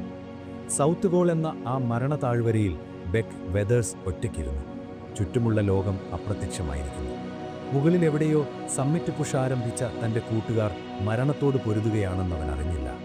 അവൻ അറിഞ്ഞതൊന്നു മാത്രം: തൻ്റെ കൈകൾ, അവ കല്ലുപോലെ മാറുകയാണ്. ഒരു നീണ്ട രാത്രിയുടെ അവസാനത്തിൽ വെളിച്ചം വരുമെന്നവൻ പ്രതീക്ഷിച്ചു. പക്ഷേ ആ വെളിച്ചം ഒരു രക്ഷകനായല്ല, മറിച്ചൊരു കൊലയാളിയായാണ് വരാനിരിക്കുന്നതെന്ന് അവൻ സ്വപ്നത്തിൽ പോലും വിചാരിച്ചില്ല. കാറ്റ് വീണ്ടും അലറി. മഞ്ഞനന്തമായി വീണുകൊണ്ടേയിരുന്നു. ഒന്നും അവസാനിച്ചില്ല. ഒരു വലിയ ദുരന്തത്തിൻ്റെ തുടക്കം മാത്രമാണിത്. ബെക്കിൻ്റെ വിരലുകൾ മരവിച്ച് അനങ്ങാത്ത അവസ്ഥയിലാണ്. കാഴ്ച പൂർണ്ണമായും മൂടൽമഞ്ഞിലെന്ന പോലെ അവ്യക്തമായിരിക്കുന്നു. കാറ്റിൻ്റെ ശബ്ദം പതുക്കെ മാറുന്നു. അതൊരു ഭയാനകമായ കൊടുങ്കാറ്റായി പരിണമിക്കുകയാണ്. വെളിച്ചം വന്നു. പക്ഷേ ആ വെളിച്ചം ഒരു രക്ഷകനായിരുന്നില്ല. സൗത്ത് കോളിൻ്റെ ആ തണുത്ത ശൂന്യതയിൽ പതുക്കെ പുലരി വിരിയുമ്പോൾ ബെക്ക് തൻ്റെ കണ്ണുകൾ തുറന്നു. 8000 മീറ്റർ ഉയരത്തിൽ സൂര്യൻ ഉദിക്കുന്നത് ഒരത്ഭുതമായിരിക്കണം. പക്ഷേ ബെക്കിന് അതൊരു ദുരന്തമായിരുന്നു. മഞ്ഞും വെളിച്ചവും കൂടിച്ചേർന്ന് അവൻ്റെ കൺമുന്നിൽ ഒരു വെളുത്ത മതിൽ തീർത്തിരിക്കുന്നു. ഒരു ഗ്ലാസ് പാത്രത്തിനുള്ളിൽ പാൽ നിറച്ചതുപോലെ. എല്ലാം വെളുപ്പു മാത്രം. അവ്യക്തമായ രൂപങ്ങൾ, നിഴലുകൾ. ലോകം അതിൻ്റെ നിറങ്ങളെല്ലാം മായ്ച്ചു കളഞ്ഞിരിക്കുന്നു. താൻ നിൽക്കുന്നത് മരണത്തിൻ്റെ വാതിൽക്കലാണെന്ന് ബെക്കിന് തോന്നി. ചുറ്റും 8000 മീറ്റർ ഉയരത്തിലെ ആ തണുത്ത വായു, ഓക്സിജൻ തീരെ കുറഞ്ഞ അന്തരീക്ഷം. ഓരോ തവണ ശ്വാസമെടുക്കുമ്പോഴും വായുവിനു പകരം ഐസ് കട്ടകൾ ശ്വാസകോശത്തിലേക്ക് കയറുന്നതുപോലെ അവന് തോന്നി. തൻ്റെ കാഴ്ച, തൻ്റെ ഏറ്റവും വലിയ ആയുധം, അതവനെ പൂർണ്ണമായും ചതിച്ചിരിക്കുന്നു. ബെക്ക് തൻ്റെ മരവിച്ച കൈകൾ കൊണ്ട് മുഖമൊന്ന് തിരുമ്മി. ഗ്ലൗസിനുള്ളിലെ വിരലുകൾ ഇപ്പോൾ അവൻ്റെ സ്വന്തമല്ലെന്ന് തോന്നി. അവയ്ക്ക് ജീവനില്ല. വേദന പോലുമില്ലാത്ത ഒരുതരം ഭയാനകമായ മരവിപ്പ്. വിഷൻ, അത് പോയിരിക്കുന്നു. അവൻ പതുക്കെ മന്ത്രിച്ചു. ആ ശബ്ദം കാറ്റ് കലിഞ്ഞുപോയി. ആരും അത് കേട്ടില്ല. അവൻ തൻ്റെ ടീം ലീഡറായ റോബ് ഹോളിൻ്റെ വാക്കിനായി കാത്തുനിന്നു. 12 മണിക്കൂർ മുൻപ് റോബ് പറഞ്ഞിരുന്നു, "നീ ഇവിടെ നിൽക്കണം. ഞങ്ങൾ സമ്മിറ്റ് കഴിഞ്ഞു വരുമ്പോൾ നിന്നെ കൂട്ടാം." ആ ഒരു വാക്കിലായിരുന്നു ബെക്കിൻ്റെ ഏക പ്രതീക്ഷ. 8000 മീറ്റർ ഉയരത്തിലെ ആ കൊടും തണുപ്പിൽ ഒരു മനുഷ്യൻ തൻ്റെ ടീമിനെ വിശ്വസിച്ച് കാഴ്ചയില്ലാതെ അനങ്ങാതെ നിൽക്കുകയാണ്. സമയത്തിനിവിടെ ഒരു അർത്ഥവുമില്ല. 1 മിനിറ്റും 1 മണിക്കൂറും ഒരേപോലെ നീളുന്നു. ദൂരെ നിന്ന് ചില ശബ്ദങ്ങൾ കേൾക്കാം. സമ്മിറ്റ് കഴിഞ്ഞ് തിരിച്ചിറങ്ങുന്നവരുടെ തളർന്ന കാലടികൾ. മഞ്ഞിൽ ബൂട്ട്സ് അമരുന്ന ആ ശബ്ദം. ബെക്ക് പ്രതീക്ഷയോടെ തല ഉയർത്തി. "റോബ്," അവൻ വിളിച്ചു. പക്ഷേ മറുപടി വന്നില്ല. താഴേക്ക് പോകുന്ന മറ്റു ചില പർവ്വതാരോഹകരായിരുന്നു അത്. അവർ ബെക്കിനെ കണ്ടു. അവൻ്റെ അവസ്ഥ അവർക്ക് മനസ്സിലായി. "ബെക്ക്, ഞങ്ങളോടൊപ്പം പോരുന്നോ?" ആരോ ചോദിച്ചു. പക്ഷേ ബെക്ക് വിസമ്മതിച്ചു. "വേണ്ട, ഞാൻ റോബിന് വാക്ക് നൽകിയതാണ്. അവൻ വരും. ഞാൻ അവനെ കാത്തുനിൽക്കും." എത്ര വലിയ തെറ്റായിരുന്നു ആ തീരുമാനമെന്ന് അപ്പോൾ ബെക്ക് അറിഞ്ഞില്ല. വിശ്വാസം ഒരു പർവ്വതാരോഹകന് വലിയ കരുത്താണ്. പക്ഷേ ഹിമാലയത്തിൽ അതേ വിശ്വാസം ഒരു കെണിയായി മാറും. പകൽ പതുക്കെ പടിയിറങ്ങുകയാണ്. താപനില വീണ്ടും താഴാൻ തുടങ്ങി. ആകാശം അതിന്റെ നിറം മാറ്റുന്നു. നീല നിറം മാറി പതുക്കെ ഒരു ചാരനിറം പടർന്നു. കാറ്റിന്റെ സ്വഭാവം മാറി. നേരത്തെ അത് വെറുമൊരു ചൂളം വിളിയായിരുന്നെങ്കിൽ ഇപ്പോൾ അതൊരു ഗർജനമായി മാറുകയാണ്. ദൂരെ നിന്നൊരു ഭീമൻ തീവണ്ടി ഓടി വരുന്നതുപോലെയുള്ള ശബ്ദം. ഹിമാലയം അതിന്റെ ഏറ്റവും ഭീകരമായ ആയുധം പുറത്തെടുക്കുകയാണ്. കൊടുങ്കാറ്റ്. ബെക്കിന്റെ കാഴ്ച പൂർണ്ണമായും മറഞ്ഞു. വെളുത്ത പുകമറയ്ക്ക് പകരം ഇപ്പോൾ ഇരുട്ട് പടരുന്നു. അവന് ചുറ്റും മറ്റു യാത്രികർ ഒത്തുകൂടുന്നുണ്ടായിരുന്നു. അവർക്കും വഴിതെറ്റിയിരിക്കുന്നു. സൗത്ത് കോളിന്റെ ആ വിശാലമായ പരപ്പിൽ ടെന്റുകൾ എവിടെയാണെന്ന് ആർക്കും അറിയില്ല. വെറും 300 മീറ്റർ അകലെയുള്ള സുരക്ഷിതത്വം പോലും ഈ മഞ്ഞിൽ അദൃശ്യമാണ്. കാറ്റ് ഓരോ നിമിഷവും ശക്തിയാർജിച്ചു. മണിക്കൂറിൽ 100-ലധികം കിലോമീറ്റർ വേഗത്തിൽ വീശുന്ന മാരകമായ കാറ്റ്. അത് ബെക്കിനെ തറയിൽ നിന്ന് ഉയർത്താൻ ശ്രമിച്ചു. അവൻ മഞ്ഞിൽ കമിഴ്ന്നു കിടന്നു. ഐസ് കട്ടകൾ മുഖത്ത് വന്നടിക്കുമ്പോൾ ചില്ല് കഷ്ണങ്ങൾ കൊണ്ട് മുറിവേൽക്കുന്നതുപോലെ തോന്നി. കണ്ണുകൾ തുറക്കാൻ കഴിയില്ല. ശ്വസിക്കാൻ ശ്രമിക്കുമ്പോൾ കാറ്റ് ഓക്സിജൻ വായിൽ നിന്ന് തട്ടിയെടുക്കുന്നു. നമ്മൾ മരിക്കും എന്നാരോ നിലവിളിക്കുന്നത് ബെക്ക് കേട്ടു. ആ ശബ്ദം കാറ്റിൽ ചിതറിപ്പോയി. മനുഷ്യന്റെ നിലവിളികൾക്ക് ഈ പ്രകൃതിയുടെ ക്രോധത്തിന് എന്തു വിലയാണുള്ളത്? ബെക്കിന്റെ കൈകളിപ്പോൾ കല്ലുപോലെ കടുപ്പമുള്ളതായി മാറി. സ്പർശശേഷി പൂർണ്ണമായും പോയി. ഫ്രോസ്റ്റ് ബൈറ്റ് അവന്റെ വിരലുകളെ കാർന്നു തിന്നാൻ തുടങ്ങി. പക്ഷേ അവനത് അനുഭവിക്കാൻ കഴിഞ്ഞില്ല. അവന്റെ ചിന്തകൾ പതുക്കെ മങ്ങുകയാണ്. തലയ്ക്കുള്ളിൽ ഒരുതരം ശൂന്യത. അതിശക്തമായ തണുപ്പ് തലച്ചോറിനെ മരവിപ്പിക്കുന്നു. അവൻ എഴുന്നേൽക്കാൻ ശ്രമിച്ചു. മറ്റു 12 പേർക്കൊപ്പം അവൻ കാറ്റിലുലയുകയാണ്. അവർ കൈകോർത്ത് പിടിക്കാൻ ശ്രമിച്ചു. പക്ഷേ കാറ്റ് അവരെ ദൂരേക്ക് തെറിപ്പിച്ചു. ഓരോരുത്തരും അവരവരുടെ പോരാട്ടത്തിലാണ്. ഈ ഉയരത്തിൽ ആർക്കും ആരെയും സഹായിക്കാൻ കഴിയില്ല. കരുണ എന്നത് മലയ്ക്ക് മുകളിൽ വെച്ച് മരവിച്ചുപോയ ഒരു വികാരമാണ്. കാഴ്ചയില്ലാത്ത, ശ്വാസം കിട്ടാത്ത ആ നിമിഷങ്ങളിൽ ബെക്ക് ഒന്നു മാത്രം ആലോചിച്ചു. തന്റെ വീട്, ടെക്സസിലെ ചൂടുള്ള ഉച്ചകഴിഞ്ഞ്, മക്കളുടെ ചിരി, ലൂബിയുടെ കൈകൾ. ആ ഓർമ്മകൾക്ക് ഒരുതരം വിചിത്രമായ ചൂടുണ്ടായിരുന്നു. പക്ഷേ ആ ചൂടിനേക്കാൾ വേഗത്തിൽ മഞ്ഞ് അവന്റെ ശരീരത്തെ മൂടുകയായിരുന്നു. പെട്ടെന്ന് ലോകം നിശബ്ദമായി. ഇല്ല, കാറ്റ് നിലച്ചതല്ല. ബെക്കിന്റെ കാതുകൾക്ക് ശബ്ദം കേൾക്കാനുള്ള കഴിവ് നഷ്ടപ്പെടുകയായിരുന്നു. അവൻ മഞ്ഞിലേക്ക് പതുക്കെ താഴുന്നു. ശരീരം അനങ്ങാൻ വിസമ്മതിക്കുന്നു. മഞ്ഞ് അവനെ ഒരു പുതപ്പ് പോലെ മൂടാൻ തുടങ്ങി. തണുപ്പ് പതുക്കെ ഒരുതരം സുഖകരമായ ഉറക്കമായി മാറുന്നത് ബെക്ക് അറിഞ്ഞു. അതായിരുന്നു ഏറ്റവും അപകടകരമായ നിമിഷം. ഹൈപ്പോതെർമിയയുടെ അവസാന ഘട്ടം. ശരീരം പോരാട്ടം അവസാനിപ്പിക്കുന്നു. താപനില നിലനിർത്താൻ കഴിയാതെ വരുമ്പോൾ മരണം ഒരു മധുരമായ ഉറക്കമായി വേഷം മാറി വരും. ബെക്കിന്റെ ബോധം പതുക്കെ മറഞ്ഞു. കാറ്റിപ്പോഴും അലറുന്നുണ്ട്. മഞ്ഞ് അവന്റെ മുഖത്ത് വീണുറഞ്ഞുകൂടുന്നു. അവനിപ്പോൾ മലയുടെ തന്നെ ഒരു ഭാഗമായി മാറിയിരിക്കുന്നു. ചലനമില്ലാത്ത, ശ്വാസമില്ലാത്ത ഒരു മഞ്ഞു പ്രതിമ. റോബ് ഹോൾ വരുന്നതും കാത്ത് അവൻ അവിടെ കടന്നു. പക്ഷേ റോബ് വരില്ലെന്ന് അവൻ അറിഞ്ഞില്ല. മലയ്ക്ക് മുകളിൽ, മരണത്തിന്റെ നിഴലിൽ റോബ് ഹോൾ അപ്പോൾ മറ്റൊരാൾക്ക് വാക്ക് കൊടുക്കുകയായിരുന്നു. ബെക്ക് വെതേഴ്സ് സൗത്ത് കോളിന്റെ ആ മഞ്ഞിൽ പതുക്കെ അപ്രത്യക്ഷനായി. വെളുത്ത ശൂന്യത അവനെ വിഴുങ്ങിക്കഴിഞ്ഞു. കാറ്റു മാത്രം അവിടെ ബാക്കിയായി. ഒന്നും അവസാനിക്കുന്നതുപോലെയല്ല, എല്ലാം മരവിച്ചുപോയതുപോലെ. ബെക്കിന്റെ ശരീരം മഞ്ഞിനടിയിൽ നിശ്ചലമായി കിടക്കുന്നു. അവന്റെ ശ്വാസം നിക്കാറായതുപോലെ. ഇരുട്ട് പതുക്കെ ആ ലോകത്തെ മുഴുവൻ വിഴുങ്ങി. ഒരു വലിയ നിശബ്ദത ആ കൊടുങ്കാറ്റിനുള്ളിൽ രൂപപ്പെട്ടു. അവൻ തിരിച്ചുവരുമോ? അതോ ഈ മല അവനെ എന്നേക്കുമായി സ്വന്തമാക്കുമോ? കാറ്റിപ്പോൾ വെറുമൊരു ശബ്ദമല്ല, അതൊരു ഭാരമാണ്. 8000 മീറ്റർ ഉയരത്തിൽ സൗത്ത് കോളിന്റെ ആ വിശാലമായ ശൂന്യതയിൽ ആയിരക്കണക്കിന് കിലോ ഭാരമുള്ള ഒരു അദൃശ്യ ശക്തി ബെക്കിനെ മണ്ണിലേക്ക് അമർത്തുന്നതുപോലെ അവന് തോന്നി. ചുറ്റും വെളുത്ത പുകമറ മാത്രം. കാഴ്ചയുടെ ലോകം എന്നേ അവസാനിച്ചിരിക്കുന്നു. ഇപ്പോഴുള്ളത് കേൾവിയും സ്പർശനവും മാത്രം. കാറ്റലറുകയാണ്. ഒരു ഭ്രാന്തൻ മൃഗത്തെപ്പോലെ അത് ബെക്കിന്റെ ജാക്കറ്റിനുള്ളിലേക്ക് നുഴഞ്ഞു കയറാൻ ശ്രമിക്കുന്നു. ഐസ് കഷണങ്ങൾ മുഖത്ത് വന്നടിക്കുമ്പോൾ ചില്ല് ചീളുകൾ കൊണ്ട് ആരോ തല്ലുന്നതുപോലെ അവൻ അനുഭവപ്പെട്ടു. അവൻ തന്റെ വലതുകൈ പതുക്കെ ഉയർത്താൻ ശ്രമിച്ചു. പക്ഷെ കൈ അവൻ്റേതല്ല എന്നവന് തോന്നി. ഗ്ലൗസിനുള്ളിൽ വിരലുകൾ ഉണ്ടോ എന്ന് പോലും തിരിച്ചറിയാൻ കഴിയാത്ത അത്രയും വലിയ മരവിപ്പ്. രക്തം പതുക്കെ മരവിക്കുകയാണ്. വിരലുകളുടെ അറ്റത്തു നിന്ന് ജീവൻ പതുക്കെ പിൻവാങ്ങുന്നത് അവൻ അറിഞ്ഞു. തണുപ്പിപ്പോൾ വെറുമൊരു ശാരീരിക അവസ്ഥയല്ല, അതൊരു ഇരുമ്പ് വല പോലെ അവൻ്റെ ശരീരത്തെ ചുറ്റി വരിഞ്ഞിരിക്കുന്നു. ഓരോ തവണ ശ്വാസമെടുക്കുമ്പോഴും ഓക്സിജൻ മാസ്കിനുള്ളിൽ തണുത്ത വായു തങ്ങി നിൽക്കുന്നു. ശ്വാസകോശങ്ങൾ ഓരോ ശ്വാസത്തിനും വേണ്ടി ദാഹിക്കുകയാണ്. അവനു ചുറ്റും മറ്റു ചില നിഴലുകളുണ്ടായിരുന്നു. Neal Beidleman, Charlotte Fox, Tim Madsen. അവരുടെ ശബ്ദങ്ങൾ കാറ്റിൻ്റെ ഇരമ്പലിനിടയിൽ മങ്ങിപ്പോയി. നമുക്ക് നീങ്ങണം, ഇവിടെ നിന്നാൽ നമ്മൾ മരച്ചുപോകും, ആരോ നിലവിളിച്ചു. പക്ഷെ എങ്ങോട്ട്? 8000 മീറ്റർ ഉയരത്തിൽ ഒരു വെളുത്ത കൊടുങ്കാറ്റിൻ്റെ നടുവിൽ ദിശകൾക്ക് എന്തർത്ഥമാണുള്ളത്? ഓരോ അടിയും മരണത്തിലേക്കുള്ള ദൂരമാണ്. ബെക്ക് പതുക്കെ എഴുന്നേൽക്കാൻ ശ്രമിച്ചു. അവൻ്റെ കാലുകൾ മരത്തൂണുകൾ പോലെയായിരുന്നു. കാൽമുട്ടുകൾ മടങ്ങുന്നില്ല. മുന്നോട്ട് ഓരോ ചുവട് വയ്ക്കുമ്പോഴും കാറ്റ് അവനെ പിന്നിലേക്ക് തള്ളിക്കൊണ്ടിരുന്നു. മഞ്ഞുപാളികൾക്കിടയിൽ കാലുകൾ കുടുങ്ങുന്നു. കാഴ്ചയില്ലാത്തതുകൊണ്ട് മുന്നിലൊരു ഗർത്തമാണോ അതോ പാറയാണോ എന്നവൻ അറിയില്ല. അവൻ തൻ്റെ കൈകൾ മുന്നിലേക്ക് നീട്ടിപ്പിടിച്ചു. ശൂന്യതയിൽ എന്തെങ്കിലും ഒന്ന് തടയുമെന്ന് അവൻ പ്രതീക്ഷിച്ചു. പക്ഷേ കാറ്റും മഞ്ഞുമല്ലാതെ മറ്റൊന്നും അവിടെ ഉണ്ടായിരുന്നില്ല. പെട്ടെന്നൊരു വലിയ കാറ്റവനെ ആഞ്ഞടിച്ചു. ബെക്ക് മഞ്ഞിലേക്ക് മറിഞ്ഞു വീണു.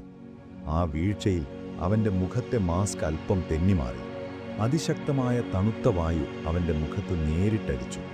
ചർമ്മം ഉടൻ തന്നെ ഐസായി മാറുന്ന വേദന അവൻ അറിഞ്ഞു. പക്ഷെ ആ വേദന അധിക നേരം നീണ്ടുനിന്നില്ല. വേദന മാറുമ്പോൾ അത് കൂടുതൽ അപകടകരമാണ്. ശരീരം അതിൻ്റെ പോരാട്ടം അവസാനിപ്പിക്കുന്നു എന്നതിൻ്റെ ലക്ഷണമാണത്. ബെക്ക് അവിടെ തന്നെ കിടന്നു. എഴുന്നേൽക്കാൻ അവൻ ആഗ്രഹമുണ്ടായിരുന്നു. പക്ഷെ ശരീരം ആ കൽപ്പന അനുസരിക്കുന്നില്ല. ബാക്ക്, എഴുന്നേൽക്കൂ! ആരോ അവൻ്റെ തോളിൽ പിടിച്ചു കുലുക്കി. അതൊരു ശബ്ദമായിരുന്നുവോ അതോ തൻ്റെ ഉള്ളിലെ ബോധത്തിൻ്റെ അവസാന നിലവിളിയോ? അവൻ കണ്ണുകൾ തുറക്കാൻ ശ്രമിച്ചു. കൺപോളകൾ ഐസ് കൊണ്ട് ഒട്ടിപ്പിടിച്ചിരിക്കുന്നു. ഓരോ തവണ കണ്ണ് ചിമ്മുമ്പോഴും ഐസ് കഷണങ്ങൾ കണ്ണിനുള്ളിലേക്ക് കുത്തുന്നു. അവൻ പതുക്കെ കൈകൾ കൊണ്ട് കൺപോളകൾ തിരുമി.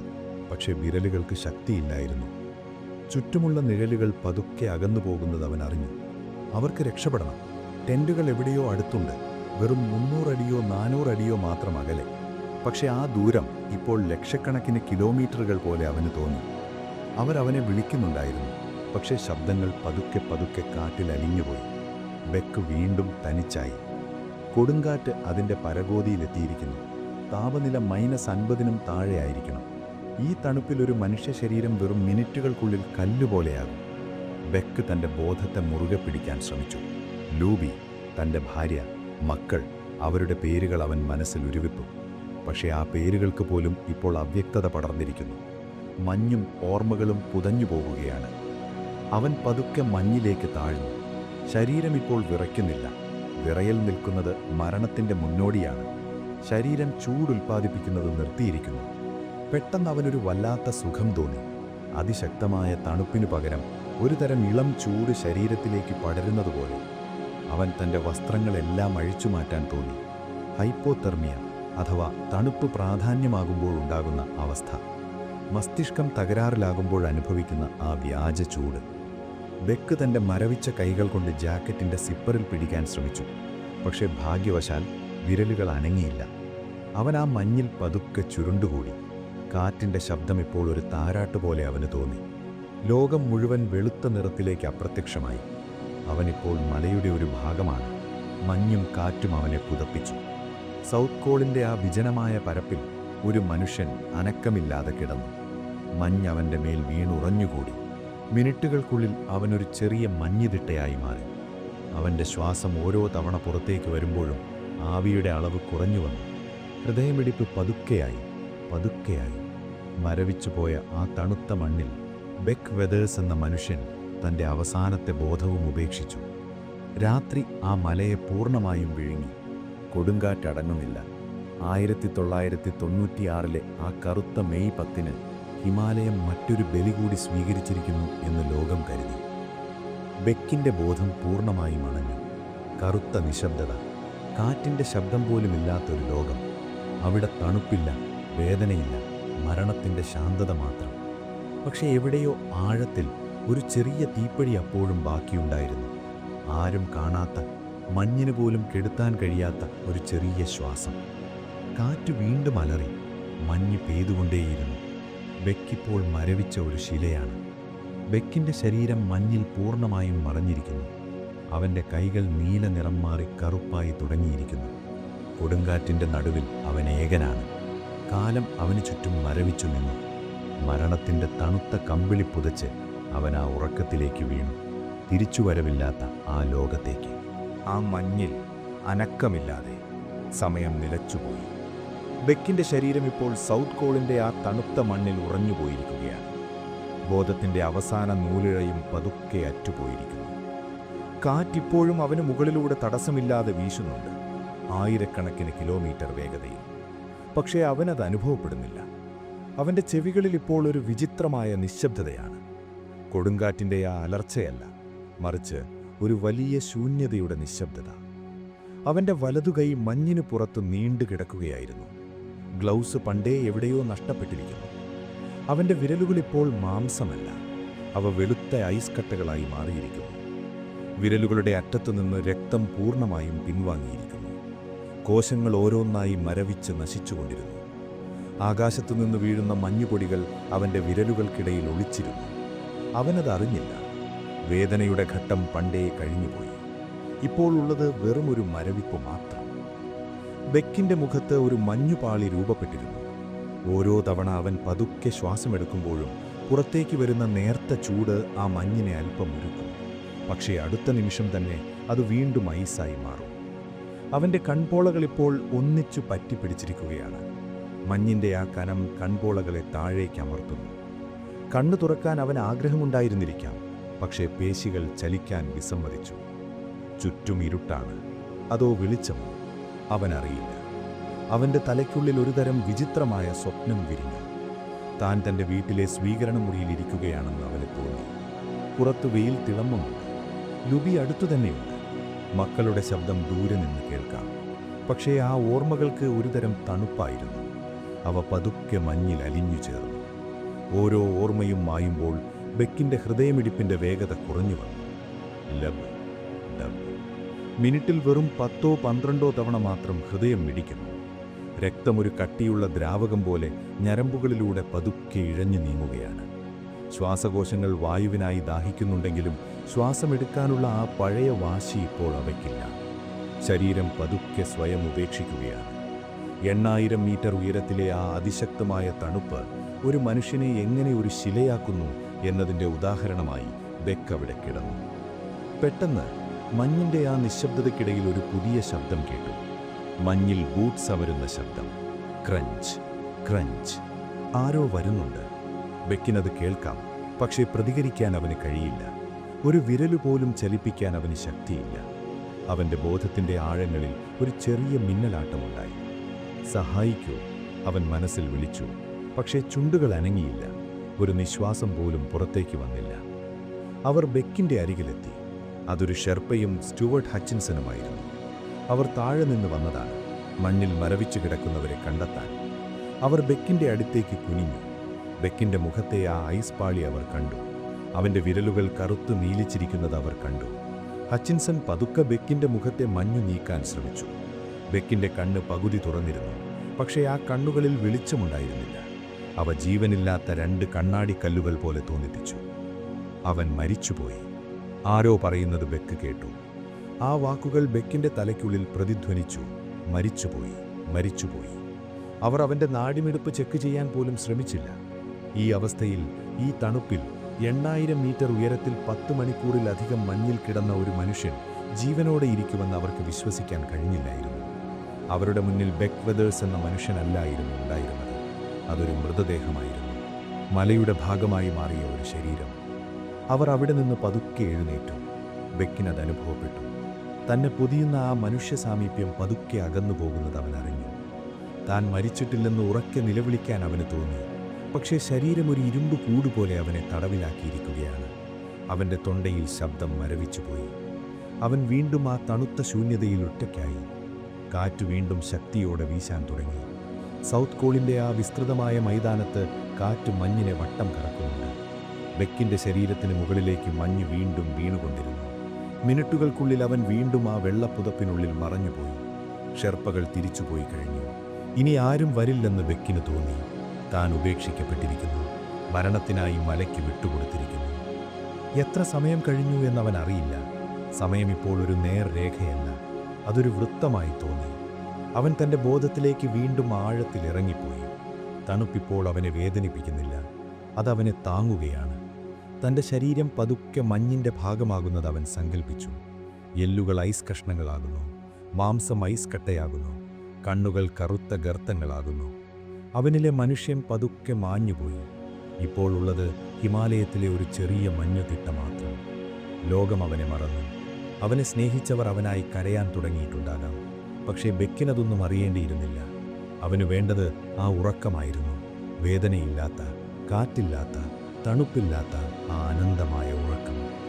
പക്ഷേ എവിടെയോ അവ്യക്തമായൊരു വെളിച്ചം അപ്പോഴും ആ ശൂന്യതയിൽ തെളിഞ്ഞു നിന്നു. അവൻ്റെ ഹൃദയം ഒരു തവണ കൂടി മിടിച്ചു. വളരെ പതുക്കെ, പക്ഷേ വളരെ കൃത്യമായി. ലവ്. ഒരു ശ്വാസം അവൻ്റെ ശ്വാസകോശത്തിലേക്ക് ഇഴഞ്ഞു കയറി. അല്പം ഓക്സിജൻ, 8000 മീറ്ററിലെ ആ നേർത്ത ഓക്സിജൻ. അതവനിലെ അവസാനത്തെ ജീവന്റെ കനലിനെ ഊതിത്തെളിച്ചു. ആ ചെറിയ കനൽ തണുപ്പിനെതിരെ, മരണത്തിനെതിരെ, മലയുടെ ആ വലിയ അഹങ്കാരത്തിനെതിരെ പൊരുതാൻ തുടങ്ങി. ബെക്കിൻ്റെ വിരലുകൾ അനങ്ങിയില്ല, അവൻ്റെ കണ്ണുകൾ തുറന്നില്ല. പക്ഷേ അവൻ്റെ ഉള്ളിലൊരു ശബ്ദം മുഴങ്ങി. നീ ഇവിടെ അവസാനിക്കാൻ പാടില്ല. കാറ്റ് വീണ്ടും അലറി. മഞ്ഞ് അനന്തമായി പെയ്തുകൊണ്ടേയിരുന്നു. ഒന്നും അവസാനിച്ചിട്ടില്ലെന്ന് മലയ്ക്കറിയാമായിരുന്നു. അതവനെ കൂടുതൽ ആഴത്തിൽ മഞ്ഞിലേക്ക് അമർത്താൻ ശ്രമിച്ചു. ബെക്ക് ആ ഇരുട്ടിൽ, ആ മരവിപ്പിൽ തൻ്റെ ജീവന്റെ അവസാന ശ്വാസത്തിൽ തൂങ്ങിപ്പിടിച്ചു. ബെക്കിൻ്റെ ബോധം പതുക്കെ ഒരു തിരിനാളം പോലെ കെട്ടടങ്ങാൻ തുടങ്ങുന്നു. അവൻ പൂർണ്ണമായും തനിച്ചാണ്. മഞ്ഞ് അവനെ വിഴുങ്ങാൻ വീണ്ടും ഉയരുന്നു. ആഴത്തിലുള്ള ഒരു നിശബ്ദത അവനെ മൂടി. ഇനി വെളിച്ചം വരുമോ, അതോ ഈ ഇരുട്ട് അവനെ എന്നും സ്വന്തമാക്കുമോ? ആ മരവിച്ച ഇരുട്ടിൽ, അനന്തമായൊരു ശൂന്യതയിൽ ബെക്ക് കിടന്നു. സമയം എത്ര കഴിഞ്ഞുവെന്ന് അവനറിയില്ല. ഒരുപക്ഷെ മണിക്കൂറുകൾ, അതോ ഒരു ജന്മമോ. അവനു ചുറ്റും സൗത്ത് പോളിന്റെ ആ ഭീകരമായ തണുപ്പ് ഒരു ഉറച്ച കവചം തീർത്തിരുന്നു. അവന്റെ വസ്ത്രങ്ങൾ ഇപ്പോൾ തുണിയല്ല, അവ ഐസ് പാളികളായി മാറിയിരിക്കുന്നു. ഓരോ തവണ കാറ്റ് വീശുമ്പോഴും ആ തണുത്ത ലോഹക്കൂട്ടം അവന്റെ ചർമ്മത്തിൽ ഉരസുന്നുണ്ട്. പക്ഷേ അവനത് അനുഭവപ്പെട്ടില്ല. പെട്ടെന്ന് ആ കറുത്ത ശൂന്യതയ്ക്കുള്ളിൽ ഒരു ചെറിയ വെളിച്ചം മിന്നിമറഞ്ഞു. അതൊരു കാഴ്ചയായിരുന്നില്ല, അതൊരു ചിന്തയായിരുന്നു. തൻ്റെ വീട്, ടെക്സസിലെ ആ ഉച്ചവെയിൽ, പുല്ലിൻ്റെ മണം, മക്കളുടെ ചിരി. ആ ചിന്ത ഒരു ചെറിയ ചൂടായി അവൻ്റെ ഉള്ളിൽ പടർന്നു. ലൂബി, അവൻ്റെ ഭാര്യ, അവൾ അവിടെയുണ്ട്. അവൾ അവനെ കാത്തിരിക്കുകയാണ്. ആ ഓർമ്മ ഒരു ചാട്ടവാറടി പോലെ അവൻ്റെ ബോധത്തിൽ ആഞ്ഞടിച്ചു. ഞാനിവിടെ മരിക്കാൻ പാടില്ല. ബെക്കിൻ്റെ വിരലുകൾ പതുക്കെയൊന്ന് അനങ്ങി. അതൊരു വലിയ ചലനമായിരുന്നില്ല, വെറുമൊരു വിറയൽ മാത്രം. പക്ഷേ ആ വിറയലിൽ ഒരു ജീവന്റെ തുടിപ്പുണ്ടായിരുന്നു. അവൻ്റെ കൺപോളകൾക്ക് മുകളിൽ ഉറഞ്ഞുകൂടിയ ഐസ് പാളികൾക്കിടയിലൂടെ അവൻ കണ്ണുകൾ തുറക്കാൻ ശ്രമിച്ചു. കൺപോളകൾ പരസ്പരം പറ്റിപ്പിടിച്ചിരിക്കുകയാണ്. കഠിനമായ വേദനയോടെ അവൻ അവ വേർപെടുത്തി. കാഴ്ച മങ്ങിയതായിരുന്നു. ലോകം മുഴുവൻ ഒരു നീല വെളിച്ചത്തിൽ കുളിച്ചു നിൽക്കുന്നു. സൂര്യൻ പതുക്കെ പടിഞ്ഞാറോട്ട് നീങ്ങുകയാണ്. ചുറ്റും നോക്കിയപ്പോൾ താൻ ഒറ്റയ്ക്കാണെന്ന് അവൻ അറിഞ്ഞു. എല്ലാവരും പോയിരിക്കുന്നു, തന്നെ മരിച്ചവർക്കൊപ്പം ഉപേക്ഷിച്ചിരിക്കുന്നു. ആ തിരിച്ചറിവ് അവനിൽ ഒരുതരം വന്യമായ വാശി നിറച്ചു. അവൻ എഴുന്നേൽക്കാൻ ശ്രമിച്ചു, പക്ഷേ ശരീരം ഒരു ഇരുമ്പ് കൂടുപോലെ അവനെ തടഞ്ഞു. അവൻ്റെ വലതു കൈ, അത് മരവിച്ച് കറുത്ത നിറമായിരിക്കുന്നു. അതൊരു മൃതദേഹത്തിൻ്റെ കൈ പോലെ അവന് തോന്നി. അവൻ തൻ്റെ ഇടത് കൈകൊണ്ട് മണ്ണിലമർത്തി. ഐസ് കട്ടകൾ അവനെ താഴേക്ക് വലിക്കുകയാണ്. ഓരോ സെന്റിമീറ്റർ ഉയരുമ്പോഴും ശ്വാസകോശങ്ങൾ തീപ്പൊള്ളലേറ്റതുപോലെ നീറി. 8000 മീറ്റർ ഉയരത്തിലെ ആ നേർത്ത വായുവിൽ ശ്വാസമെടുക്കുക എന്നത് ഒരു യുദ്ധമായിരുന്നു. ബെക്ക് പതുക്കെ മുട്ടുകുത്തി നിന്നു. അവൻ്റെ മുഖത്തൊട്ടിപ്പിടിച്ച മഞ്ഞ് അടർന്നു വീണു.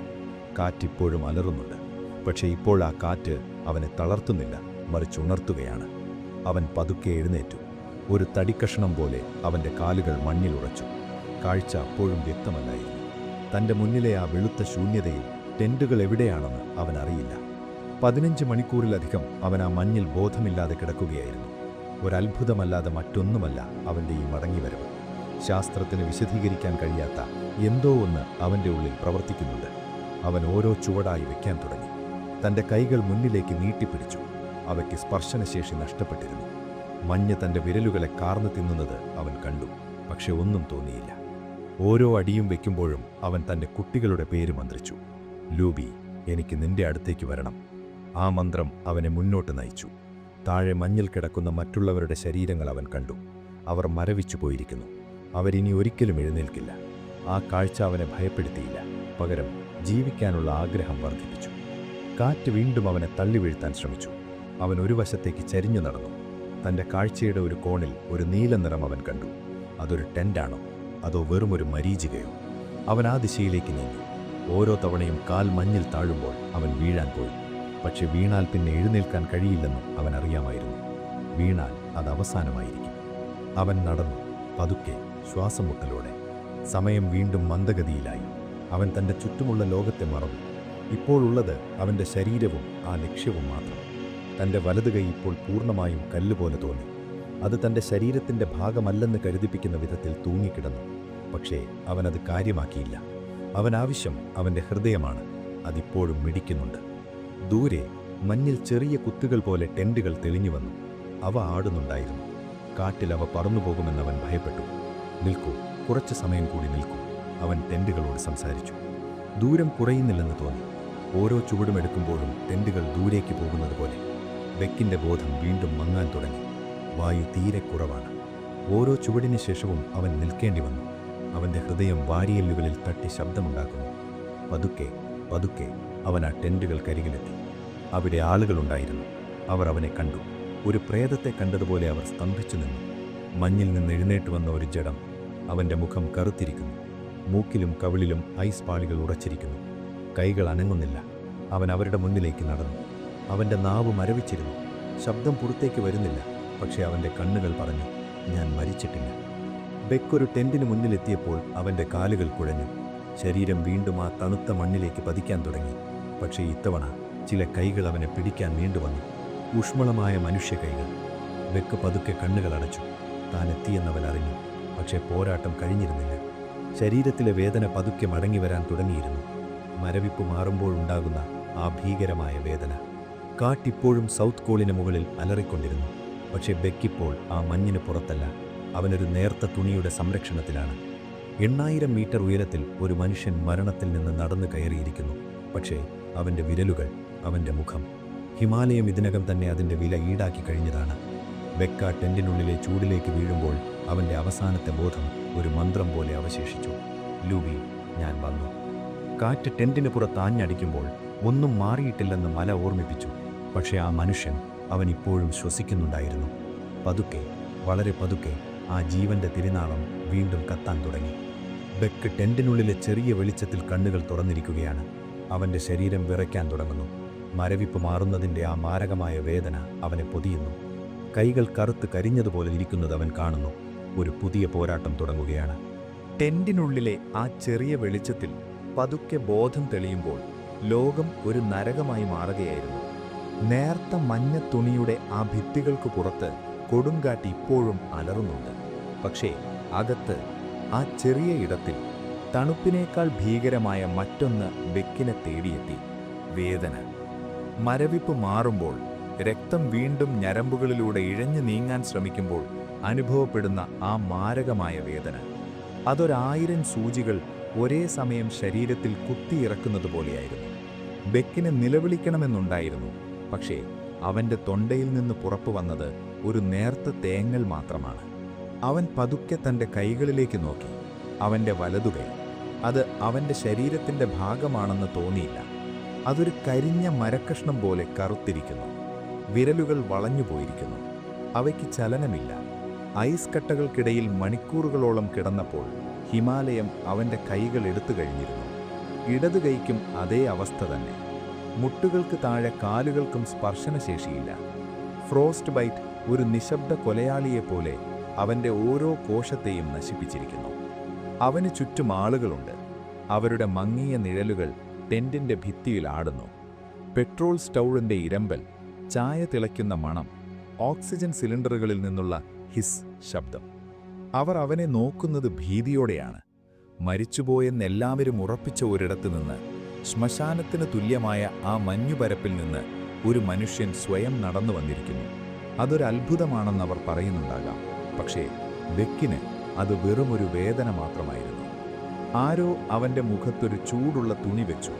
അവൻ്റെ മൂക്ക്, അത് മരവിച്ച് കല്ലുപോലെയായിരുന്നു. തുണിയുടെ ചൂട് തട്ടിയപ്പോൾ ആ ഭാഗം നീറാൻ തുടങ്ങി. ബെക്ക്, നീ കേൾക്കുന്നുണ്ടോ? ആരോ ചോദിച്ചു.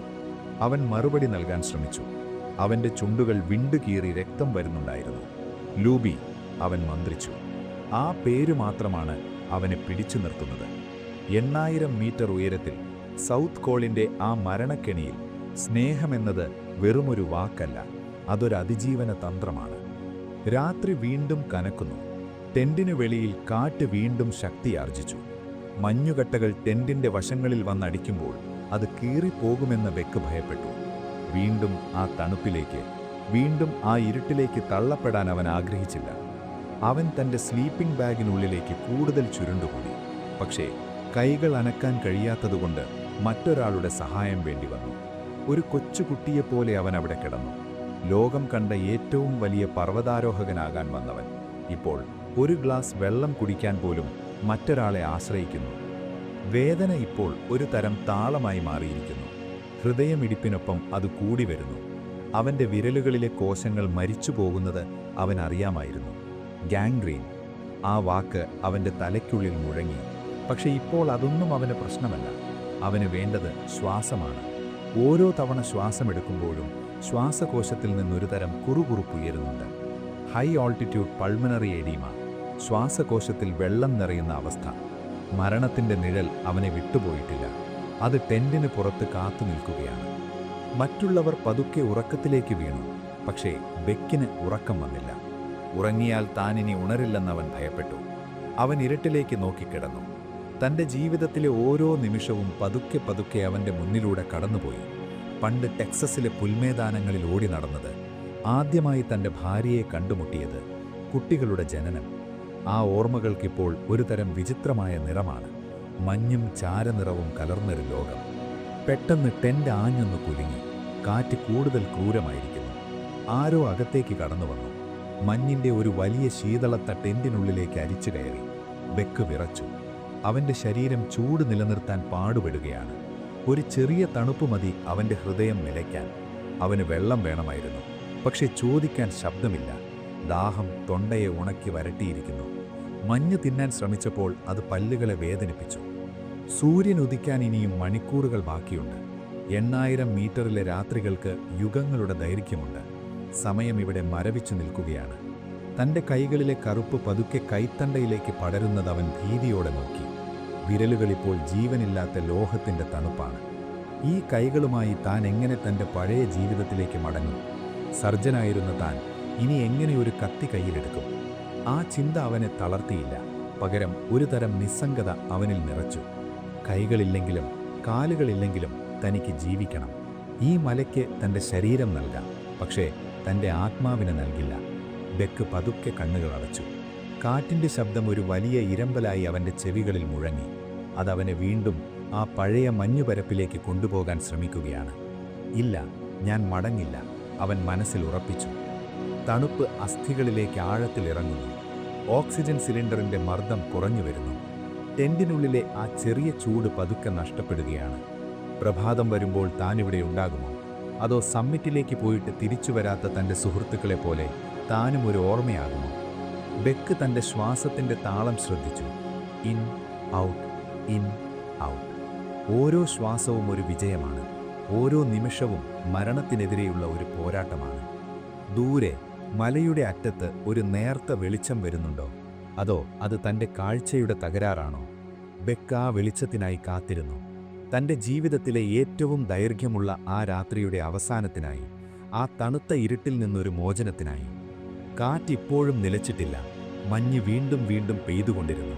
ഹിമാലയം തന്റെ ഇറയെ വിട്ടുകൊടുക്കാൻ തയ്യാറല്ലെന്ന് കാട്ടിക്കൊടുത്തു. എന്നാൽ ആ ടെന്റിനുള്ളിൽ, മരവിച്ചുപോയ ആ ശരീരത്തിനുള്ളിൽ ഒരു മനുഷ്യന്റെ വാശി അപ്പോഴും ജ്വലിച്ചുകൊണ്ടിരുന്നു. ബെക്കിന്റെ കാഴ്ച പതുക്കെ തെളിയുന്നു. വെളിച്ചത്തിനൊരു മഞ്ഞ നിറം വരുന്നതവൻ ശ്രദ്ധിച്ചു. പകൽ വരികയാണ്. പക്ഷേ വേദന കൂടുകയാണ്. ശരീരം ഒരു തരം വിറയലിൽ അമർന്നു പോയിരിക്കുന്നു. എഴുന്നേൽക്കാൻ ശക്തിയില്ലെങ്കിലും ജീവിക്കാനുള്ള ആഗ്രഹം അവനെ പിടിച്ചുയർത്തുന്നു. അവസാനത്തെ ആ ചുവടുവെപ്പിന് സമയമായിരിക്കുന്നു. ആ മലയിടുക്കുകളിൽ നിന്ന് താഴേക്ക്, ജീവിതത്തിലേക്ക്. പ്രഭാതം. 8000 മീറ്റർ ഉയരത്തിൽ സൂര്യൻ ഉദിച്ചുയരുന്നത് ഒരു രക്തവർണമായ വെളിച്ചത്തോടെയായിരുന്നു. സൗത്ത് കോളിന്റെ ആ തണുത്ത മഞ്ഞുപരപ്പിൽ ടെന്റിനുള്ളിൽ കിടക്കുമ്പോൾ ബെക്കിന് ആ വെളിച്ചം തന്റെ കൺപോളകൾക്കിടയിലൂടെ അരിച്ചു കയറുന്നത് അനുഭവപ്പെട്ടു. പുറത്ത് കാറ്റിന്റെ ശബ്ദത്തിനൊരു മാറ്റം വന്നിരിക്കുന്നു. അത് നേരത്തെ ഉണ്ടായിരുന്ന ആ വന്യമായ അലർച്ചയല്ല, മറിച്ച് ഒരുതരം തളർന്ന തേങ്ങൽ പോലെ തോന്നി. രാത്രി മുഴുവൻ നീണ്ടുനിന്ന ആ പോരാട്ടത്തിന് ശേഷം ഹിമാലയം അല്പം ശാന്തമായതുപോലെ. ബെക്ക് പതുക്കെ തന്റെ കണ്ണുകൾ തുറന്നു. കാഴ്ച ഇപ്പോഴും മങ്ങിയതാണ്, പക്ഷേ മുന്നിലെ മഞ്ഞ വെളിച്ചം അവന് പ്രത്യാശ നൽകി. വേദന അതിപ്പോഴവന്റെ ശരീരത്തിന്റെ ഓരോ അണുവിലും പടർന്നിരിക്കുകയാണ്. മരവിപ്പ് പതുക്കെ മാറുന്നു. അതോടൊപ്പം വരുന്നത് നരകതുല്യമായ വേദനയാണ്. അവന്റെ കൈകൾ, അവൻ പതുക്കെ അവ ഉയർത്തി നോക്കി. തന്റെ വസ്ത്രത്തിന്റെ വിടവിലൂടെ പുറത്തേക്ക് കാണുന്ന ആ കൈകൾക്ക് ഇപ്പോൾ ഒരു മനുഷ്യൻ്റേതാണെന്ന് തോന്നിക്കുന്ന രൂപമേയില്ല. അവ കറുത്തിരിക്കുന്നു, കൽക്കരി പോലെ കറുത്ത ജീവനില്ലാത്ത മാംസം. വിരലുകൾ വളഞ്ഞുപോയിരിക്കുന്നു. ഫ്രോസ്റ്റ് ബൈറ്റ് അതിൻ്റെ ഭീകരത പൂർണ്ണമായും അവനിൽ പതിപ്പിച്ചു കഴിഞ്ഞു. എനിക്ക് താഴേക്ക് പോകണം, അവൻ പതുക്കെ മന്ത്രിച്ചു. അവൻ്റെ ശബ്ദം ഒരു ഉണങ്ങിയ മരക്കഷ്ണം ഒതിയുന്നതുപോലെ കടുപ്പമേറിയതായിരുന്നു. ആരോ അവനെ സഹായിക്കാനെത്തി. ടോഡ് അഥാൻസും മറ്റു ചിലരും അവനെ ടെന്റിന് വെളിയിലേക്ക് കൊണ്ടുവന്നു. മഞ്ഞിൽ കാലുകൾ അമരുമ്പോഴുണ്ടായ വേദന അവൻ്റെ തലച്ചോറിലേക്ക് മിന്നൽ പിണരുകൾ പോലെ പാഞ്ഞു. പക്ഷേ അവൻ കരഞ്ഞില്ല. കരയാൻ അവൻ്റെ കണ്ണുകളിൽ കണ്ണുനീർ ബാക്കിയുണ്ടായിരുന്നില്ല. പകരം അവൻ തൻ്റെ പല്ലുകൾ മുറുക്കി പിടിച്ചു. ഓരോ ചുവടും മരണത്തിൽ നിന്ന് ജീവിതത്തിലേക്കുള്ള ദൂരമായിരുന്നു. താഴേക്കുള്ള യാത്ര ഒരു ദുസ്വപ്നം പോലെയായിരുന്നു. ഐസ് ഫോൾ കടന്നുള്ള ആ യാത്രയിൽ അവനെ താങ്ങാൻ ആളുകളുണ്ടായിരുന്നു. പക്ഷേ ഓരോ തവണയും തൻ്റെ മരവിച്ച പാദങ്ങൾ പാറകളിൽ തട്ടുമ്പോൾ ബെക്ക് ബോധം മറയുന്ന അവസ്ഥയിലെത്തി. കാഴ്ച പൂർണ്ണമായും അവനെ ചതിച്ചുകൊണ്ടിരുന്നു. ലോകമിപ്പോൾ വെറുമൊരു നിഴൽ രൂപം മാത്രമാണ്. എങ്കിലും താഴെ എവിടെയോ ലൂബി കാത്തുനിൽക്കുന്നുണ്ടെന്ന ചിന്ത അവനെ മുന്നോട്ട് നയിച്ചു. ക്യാമ്പ് 2-ലെത്തിയപ്പോൾ അന്തരീക്ഷത്തിൽ ഒരു പുതിയ ശബ്ദം മുഴങ്ങി. കാറ്റിൻ്റെ ശബ്ദമല്ലാതെ ഒരു യന്ത്രത്തിൻ്റെ ഹൃദയമിടിപ്പ് പോലെ, ഒരു വിറയൽ. തുടു തുടു തുടു. ബെക്ക് പതുക്കെ തലയുയർത്തി. നീല ആകാശത്ത് ഒരു ചെറിയ തുമ്പി പോലെ ഒരു ഹെലികോപ്റ്റർ വരുന്നത് അവൻ കണ്ടു. 6000 മീറ്ററിലധികം ഉയരത്തിൽ ഒരു ഹെലികോപ്റ്റർ ലാൻഡ് ചെയ്യുകയെന്നത് അക്കാലത്ത് ചിന്തിക്കാൻ പോലും കഴിയാത്ത ഒന്നായിരുന്നു. പക്ഷേ വിജയ് കുമാർ മാധൻ എന്ന പൈലറ്റ് തൻ്റെ B-3 ഹെലികോപ്റ്ററുമായി ആ അസാധ്യമായ ദൗത്യത്തിന് തയ്യാറായി എത്തിയിരിക്കുന്നു. ഹെലികോപ്റ്ററിൻ്റെ ചിറകുകൾ കാറ്റിൽ കറങ്ങുമ്പോൾ മഞ്ഞുപൊടികൾ ചുറ്റും പറന്നു. ആ കാറ്റ് ബെക്കിൻ്റെ മുഖത്ത് ആഞ്ഞടിച്ചു. പക്ഷേ ഇത്തവണ ആ കാറ്റിന് മരണത്തിൻ്റെ തണുപ്പല്ല, മറിച്ച് ജീവിതത്തിൻ്റെ മണമായിരുന്നു. അവനെ പതുക്കെ ഹെലികോപ്റ്ററിനുള്ളിലേക്ക് ഉയർത്തി. ആ സീറ്റിലിരുന്നപ്പോൾ ആദ്യമായി അവൻ സുരക്ഷിതനാണെന്ന് തോന്നി. ഹെലികോപ്റ്റർ മുകളിലേക്ക് ഉയർന്നപ്പോൾ താഴെ ഹിമാലയം പതുക്കെ ചെറുതായി വരുന്നത് അവൻ കണ്ടു. ആ ഭീമൻ മലനിരകൾ, തന്നെ കൊന്നുകളയാൻ ശ്രമിച്ച ആ വെളുത്ത ശൂന്യത, അത് പതുക്കെ അകന്നുപോയി. കാഠ്മണ്ഡുവിലെ ആശുപത്രിയിലെത്തിയപ്പോൾ ബെക്കിന് ചുറ്റും ആളുകളുടെ ബഹളമായിരുന്നു. പക്ഷേ അവനൊരു നിശബ്ദതയിലായിരുന്നു. ഡോക്ടർമാർ അവൻ്റെ കൈകൾ പരിശോധിച്ചു. അവരുടെ മുഖത്തെ ഗൗരവം അവന് സത്യം പറഞ്ഞു കൊടുത്തു. നമുക്കിവ മുറിച്ചു മാറ്റേണ്ടി വരും, ഒരു ഡോക്ടർ പതുക്കെ പറഞ്ഞു. അതൊരു വാർത്തയല്ല, ഒരു യാഥാർത്ഥ്യമായിരുന്നു. തൻ്റെ വിരലുകൾ, തൻ്റെ വലതു മുഴങ്കെട്ടിന് താഴെയുള്ള ഭാഗം, തൻ്റെ മൂക്ക്, എല്ലാം ആ മലയ്ക്ക് നൽകേണ്ടി വരും. ജീവൻ തിരിച്ചു കിട്ടാൻ നൽകേണ്ടി വരുന്ന വലിയൊരു വില. പക്ഷേ ബെക്ക് അത് ശാന്തതയോടെ സ്വീകരിച്ചു. ആഴ്ചകൾക്ക് ശേഷം ടെക്സസിലെ തൻ്റെ വീട്ടിൽ ജനവാലയ്ക്കടുത്തിരിക്കുമ്പോൾ ബെക്ക് പുറത്തെ വെയിലത്തേക്ക് നോക്കി. അവിടെ മഞ്ഞില്ല, അവിടെ കാട്ടിൻ്റെ നിലവിളികളില്ല. തൻ്റെ കയ്യിലെ ബാൻഡേജുകളിലേക്ക് അവൻ നോക്കി. തൻ്റെ കൈകളിപ്പോൾ പണ്ടത്തെ പോലെയല്ല. പക്ഷേ ലൂബിയുടെ കൈകൾ തൻ്റെ തോളിൽ അനുഭവപ്പെടുമ്പോൾ താൻ നേടിയതെന്താണെന്ന് അവൻ തിരിച്ചറിഞ്ഞു. 15 മണിക്കൂറിലധികം മരണത്തോടൊപ്പം 8000 മീറ്റർ ഉയരത്തിൽ ഒറ്റയ്ക്ക് കിടന്നിട്ടും താൻ എങ്ങനെ തിരിച്ചു വന്നു? ശാസ്ത്രത്തിന് അതിനുത്തരമില്ലായിരിക്കാം, പക്ഷേ ബെക്കിനതറിയാമായിരുന്നു. അത് വെറുമൊരു ശാരീരികമായ അതിജീവനമായിരുന്നില്ല. അത് പ്രണയത്തിൻ്റെ, വാശിയുടെ, തിരിച്ചു വരാനുള്ള ആ അടങ്ങാത്ത ആഗ്രഹത്തിൻ്റെ വിജയമായിരുന്നു. താൻ അവിടെ മരിക്കാൻ തയ്യാറായിരുന്നില്ല. മല അവനെ വിഴുങ്ങാൻ ശ്രമിച്ചു, പക്ഷേ അവൻ്റെ ഉള്ളിലെ അഗ്നി മഞ്ഞിനേക്കാൾ ശക്തമായിരുന്നു. ഇപ്പോഴും രാത്രികളിൽ കാറ്റ് വീശുമ്പോൾ ബെക്ക് പതുക്കെ ഉണരും. ഒരു നിമിഷം അവൻ വീണ്ടും ആ സൗത്ത് കോളിലെ മഞ്ഞിൽ കിടക്കുകയാണെന്നവന് തോന്നും. തൻ്റെ വിരലുകൾ മരവിക്കുന്നത് അവൻ വീണ്ടും അറിയും. പക്ഷേ കണ്ണുകൾ തുറക്കുമ്പോൾ തൻ്റെ ഭാര്യയുടെ മുഖം കാണുമ്പോൾ ആ ഭയം പതുക്കെ അലിഞ്ഞുപോകും. അവൻ ഒരുപാട് നഷ്ടപ്പെടുത്തി, തൻ്റെ വിരലുകൾ, തൻ്റെ പഴയ രൂപം. പക്ഷേ അവൻ പകരം നേടിയത് ഒരു പുതിയ കാഴ്ചപ്പാടാണ്. ജീവിതം എത്രത്തോളം വിലപ്പെട്ടതാണെന്നും ഓരോ ശ്വാസവും എത്ര വലിയ അനുഗ്രഹമാണെന്നും അവൻ അറിഞ്ഞു. ആ മലയിൽ അവൻ തൻ്റെ ശരീരത്തിൻ്റെ ഒരു ഭാഗം ഉപേക്ഷിച്ചു പോന്നു. പക്ഷേ പകരം തൻ്റെ ആത്മാവിനെ അവൻ തിരിച്ചുപിടിച്ചു. ഹിമാലയം ഇപ്പോഴും അവിടെയുണ്ട്, ദൂരെ, ആ ആകാശത്തെ മുട്ടിനിൽക്കുന്ന ആ വെളുത്ത കൊടുമുടികൾ. അവിടെ ഇപ്പോഴും കാറ്റുവീശുന്നുണ്ടാകാം, മഞ്ഞു വീഴുന്നുണ്ടാകാം. പക്ഷേ ബെക്ക് വെതേഴ്സ് ഇപ്പോൾ അവിടെയില്ല. അവനിതാ ഇവിടെയാണ്, ഓരോ ദിവസവും ഒരു പുതിയ അതിജീവനമായി കാണുന്ന ഒരു സാധാരണ മനുഷ്യനായി. കാറ്റു പതുക്കെ അടങ്ങി. മുറിയിൽ സമാധാനത്തിൻ്റെ ഒരു നിശബ്ദത പടർന്നു. ബെക്ക് പതുക്കെ തൻ്റെ കണ്ണുകൾ അടച്ചു.